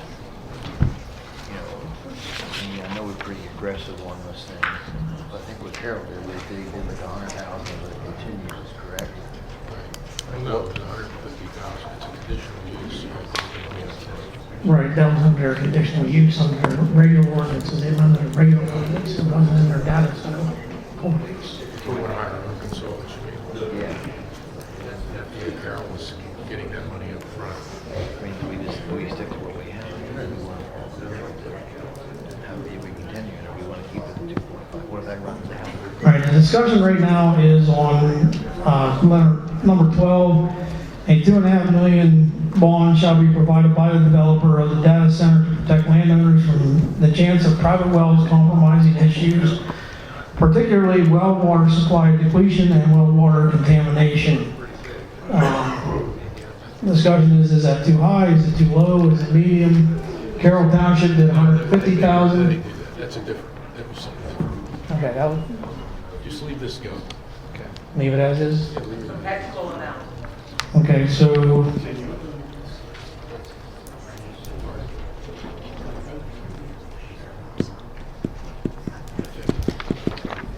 that will stand, as of right now, a $2.5 million, 2.5 bond shall be provided by the developer of the data centers to protect landowners from the chance of private well compromising issues, particularly well water, supply water.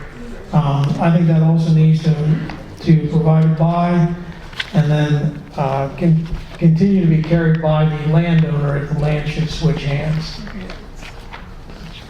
Developer and or landowner. That has nothing to do with the radius. Right now the radius is set at 2 miles. We're going to discuss how to get that wording in. This is merely a bond that's going to be posted by the developer and continue through any additional landowners if they should sell the land, that they provide a $2.5 million bond to protect the wells. Okay, so we need to get to this closed loop, over loop thing. I thought we had it in here, but I don't see it.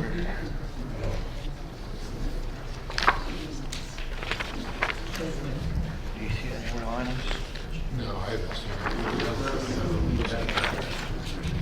Chris, did you see anything in there where we had closed loop listed? I thought it was listed. It's one, just the definition. Yeah, just the definition that I can find. So that's all I could find. So we could actually make that 1, and then 1 would become 2, 2 would become 3, 3 would become 4. Yeah. So under water use, number 1, we would add that the cooling system be maintained at a closed loop system, and that the water supply for that system must be brought in by the developer landowner as needed from an outside source from Watts Township and the surrounding area. Correct. If you do that, then you're going to want to get rid of some of these other sections that say, if you're going to take your water from here or there, because that's no longer. Can we do that as an amendment? I mean, this is also something we can talk about more after we're done here, but we want to get the addition. I mean, if you're going to right now change it to say that closed loop systems are the only system permitted, well then I would get rid of like number 3, which talks about scenario for a non-closed loop system. Just get rid of it because it's no longer applicable. That's fine. The number 3 would be scratched, Oh, that's what I was saying, remove 3. and the other ones you feel should be scratched.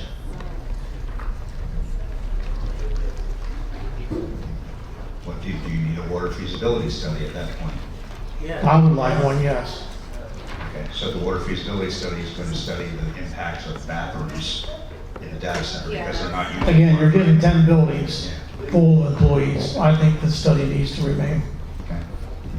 Yeah. I mean, I'm only one person. These two can override me. No, I'm just giving my opinion. Joel, Carl, I need your opinion. No. I'd stay with the Study study. needs to be done. Study needs to be done, they all agree. Yeah, But you said get rid of number 3? Yes. yeah, number 3. All right. Quick in here, we're at the 9 Yeah. o'clock hour, so I think we need to look at maybe some more on the military word thing. I think we need to try to address something like that.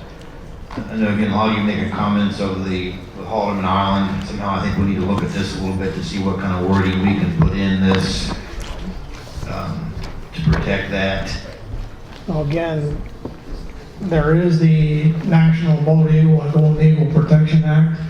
So I don't know the distance from the island to this would cause a problem with that act or not. I mean, that's something for, I don't know, maybe Linus to look into. You do have the threatened and endangered species section here. It talks about a PMDI and clearances, and the data center is certainly going to need an NPDES permit. So there are other permits that require clearances for threatened and endangered species. I don't know that you necessarily have to talk about it yourself because it's going to be covered. No, but I just want to make sure that, okay. There's certainly other safeguards in place to make sure that archaeological resources and other things, are being looked at. They don't necessarily all have to be looked at by the township. They can be looked at by other state agencies that are also issuing permits. All right, so that's covered. I'm not really, again, we're getting close here, but It is 9 o'clock. I don't really see anything until we get to blasting. I want to touch base on that. X, site preparation. X, site preparation. Wanted to discuss the blasting concerns. Blasting should not take place within 300 feet of an occupied dwelling without the written consent of the owner. So I think this is where we need to put in some inspections of foundations, well inspections, like how can we protect the homes. And again, I don't think 300 feet is Well, enough. I'm thinking like the wells. I mean, it should be a mile from the center. And again, I don't know how far blasting can go. I mean, we go 1,500 feet.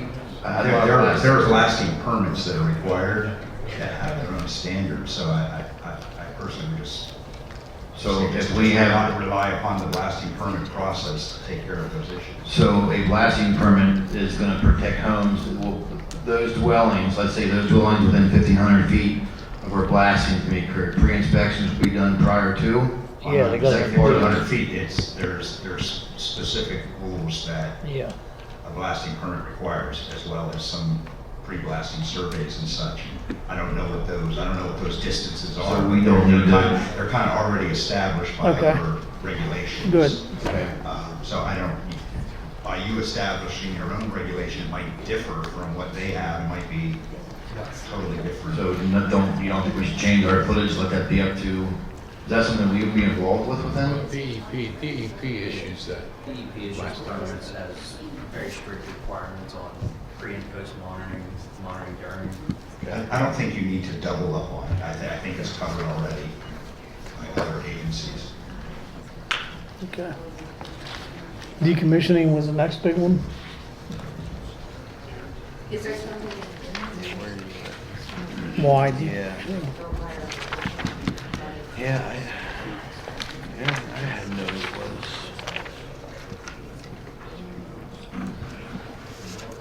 We need to have an amount in there. I thought we had an amount in there. Oh, I thought we did too. Where did we come up with? What's that? Oh, right there.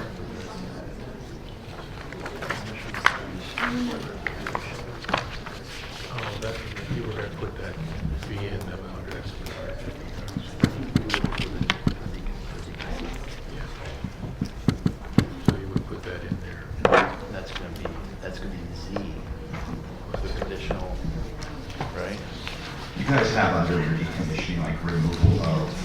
pretty much everything. Keep in mind, buildings are reusable. Okay, so, I don't know that it's reasonable to say if your data center goes away, you have to tear down the building. They may lease it to somebody else and reuse it. Some of the equipment, you might have a user that also has a high electric demand. So just because a data center is moving out doesn't mean you need to tear out the substation that was installed. Things like that. So To me, that would fall back to the developer. I mean, if he has equipment that's in there, and to go to his next tenant, it's his responsibility to remove. or keep for the next tenant. Correct. Yeah, so you don't want to make them tear out something that is a selling point for the next tenant, No, I don't think that's the intent You here. don't want to have vacant buildings sitting around, so if a data center in the future does decide to leave because maybe we don't need data centers anymore, or whatever it is, we don't know what's coming in the future, but you certainly want the buildings to be usable again. So tearing out all the features may not be the best thing. I understand where it's coming from. We see these solar fields that are like left in disarray and they're just there and they're not doing anything. It's not a solar farm or cellular towers. So I get the point, but at the same time, you don't want to make them tear down their building, for instance. Well, in here it does say the word building, so. I mean, it's more of the hazardous materials. I think you need to look at that. I don't think you can be required to move the building. No. We gotta use this button. Well, I don't think we need like a greasy building.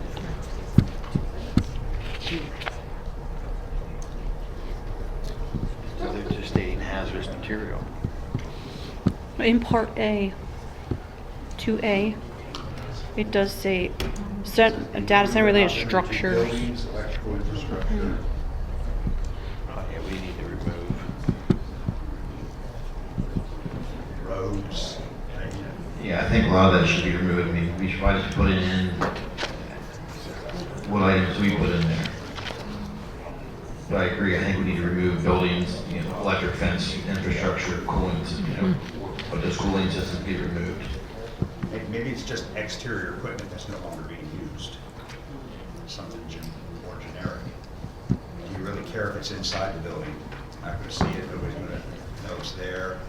If it poses a hazard, yes. Can we do that, but also any hazardous equipment? Yeah, perhaps the hazardous materials. I think that's. Hazardous inside and outside.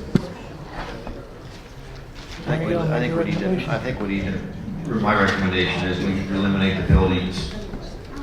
Under Y2A, But put in there hazardous materials, inside and out. inside, interior and exterior hazardous materials, or any exterior Equipment. equipment that is not necessary. All right, what about the bond? So where do we have the bond at? Right here, prior permit issuance, 110%. Unless they took it out of that one. It's in On the next page, Security. right there.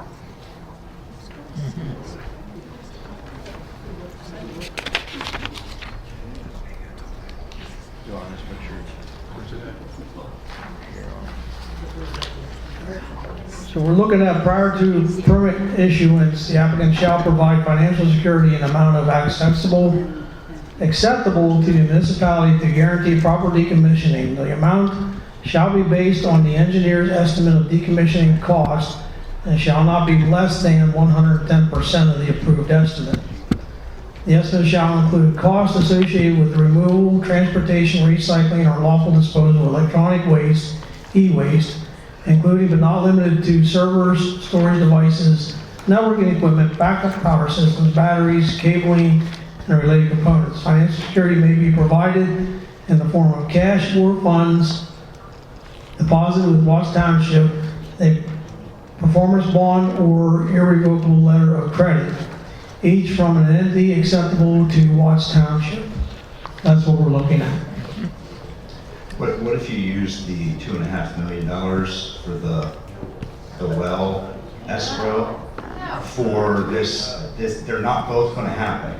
Okay, so the wells are gonna happen while this facility is operating, if it's drawing water. This is decommissioning after it's going out of business, so there's always gonna be that money there Well, what if it costs more than 2.5? to decommission. Just leave it the way you have it. Okay? Yeah. We got billions of dollars. Just All right. take out the buildings. You can't. Decommissioning applies to what is here. Remove buildings. So remove buildings from that paragraph? Yeah, improvements. The financial security can't be for the removal of data center improvements. In my opinion. So what do you want to remove here? Just leave it in this paragraph. Leave it as is? Leave it in paragraph 5, okay? Okay. Just leave it in. Okay, anything else under decommissioning?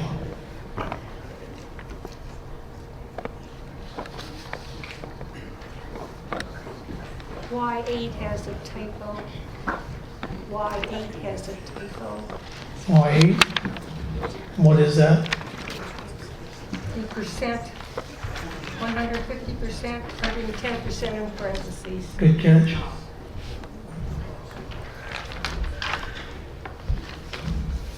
Actually, I have that. Which should it be? 110. 110.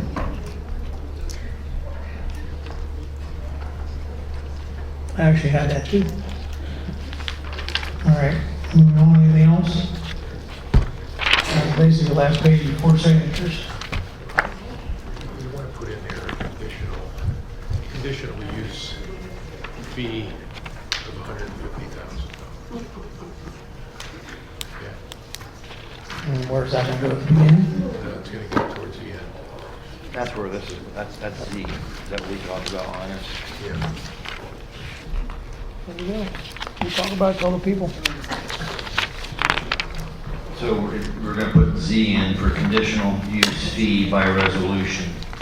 And is that where you wanna list $150,000 fee for that?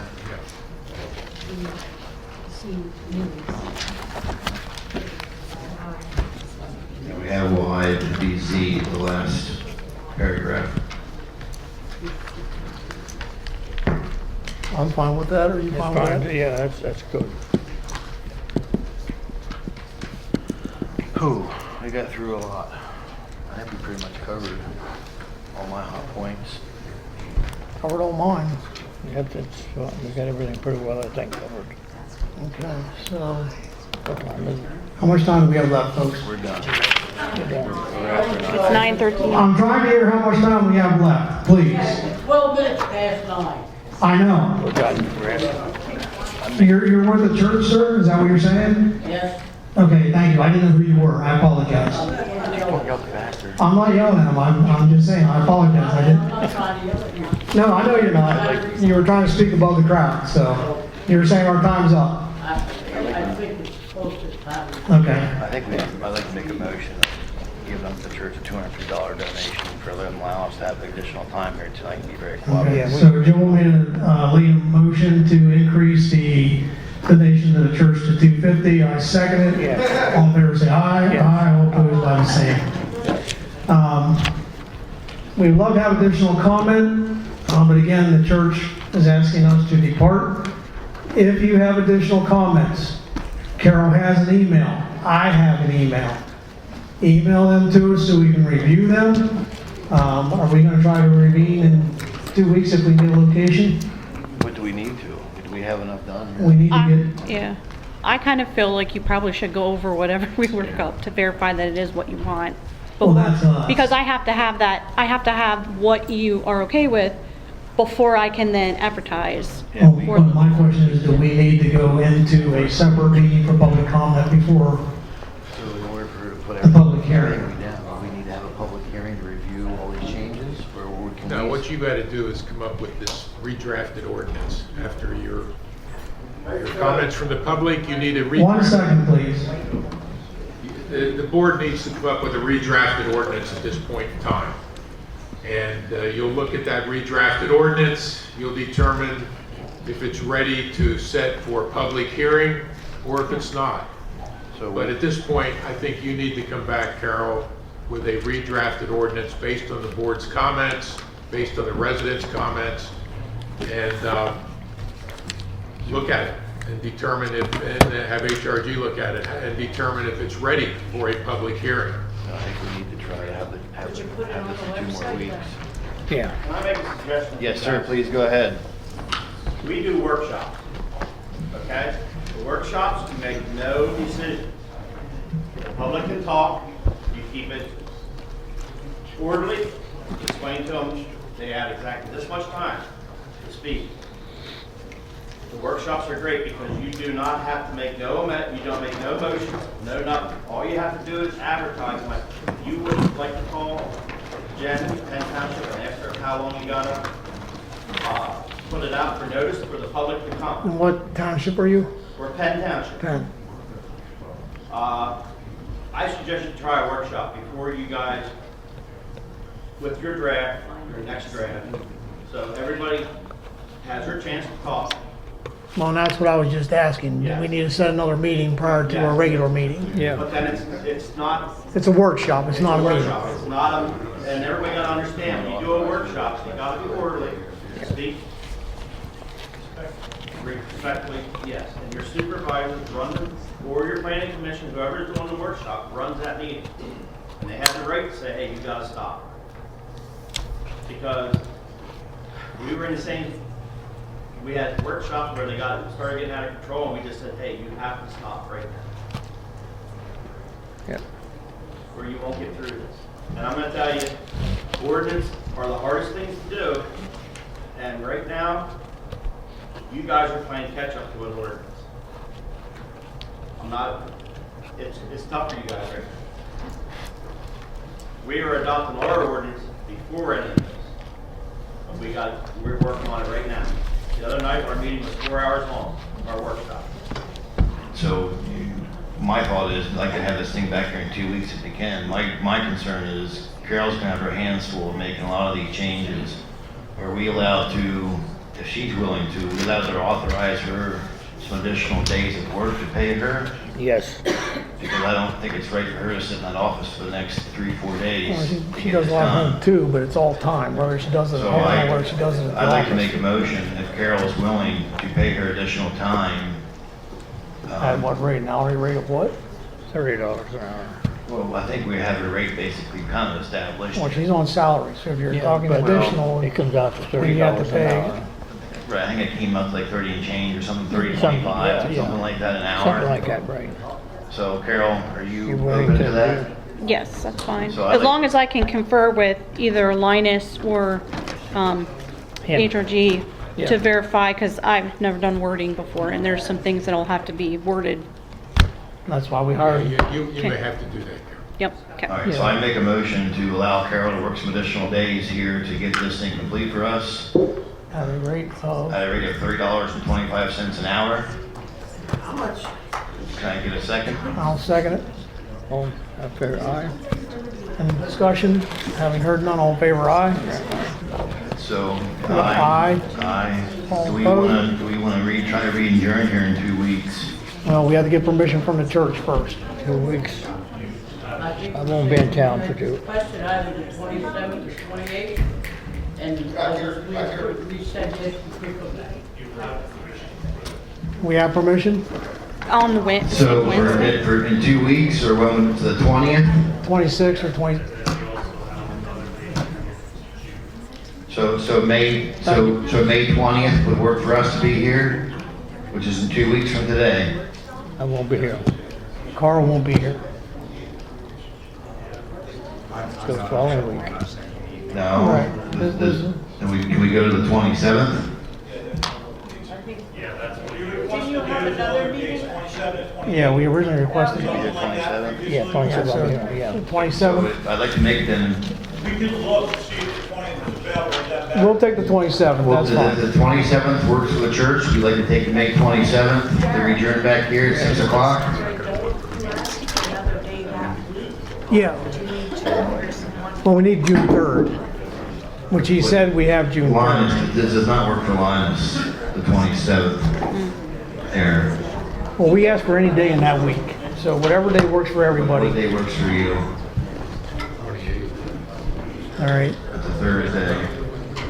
so where's the gentleman in the back? Where's our calendar keeper? Will the 28th work? They're going to check right now. Thank you. Okay. He's checking right now, the 28th.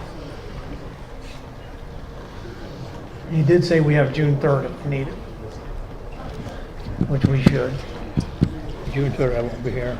Just so everybody knows, as soon as we do get this done, Carol will put it on the website, so everybody knows exactly I don't know location, what time I'll time, get back. what our plans are.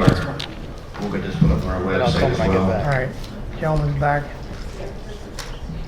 You're good the 20th or the 27th, I don't know what day you're. I think the 28th, the 27th can work for our solicitor, will the 28th work, Thursday? That's fine, we already know, and that's fine. For you? What is it, 20? When's Memorial? 25th. Memorial Day's the 25th. Yeah. So the 26th work, is that available? No. So we're looking at the 26th, 27th, 28th, so we're trying to figure out here, Chris, is either. I'm fine for any of those three. How about the 26th? Asking me if the 26th. Sir, I'm sorry, we're He trying did to say the figure out if 26th. the 26th still works for you?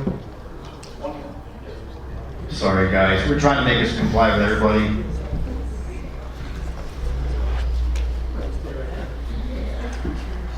I'll make whatever work. Yeah, I can too. I think I'm tied up the 27th.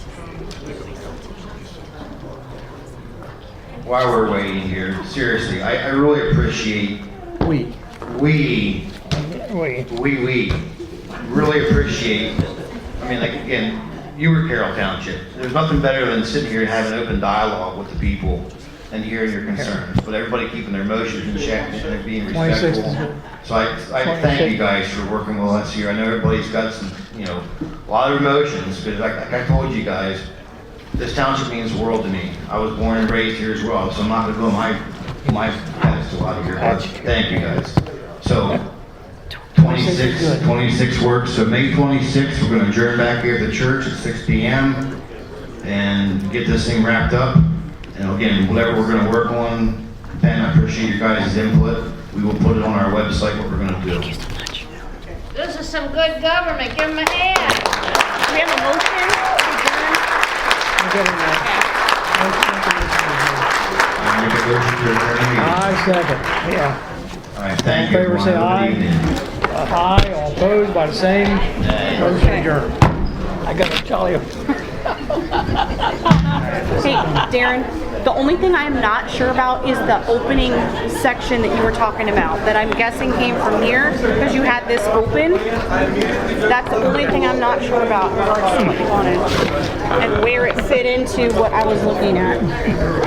We gotta get cleaned up. I can get with you. I'm really sorry. Okay. Last aggression to me, thank you. Carl, how are you doing? Take this.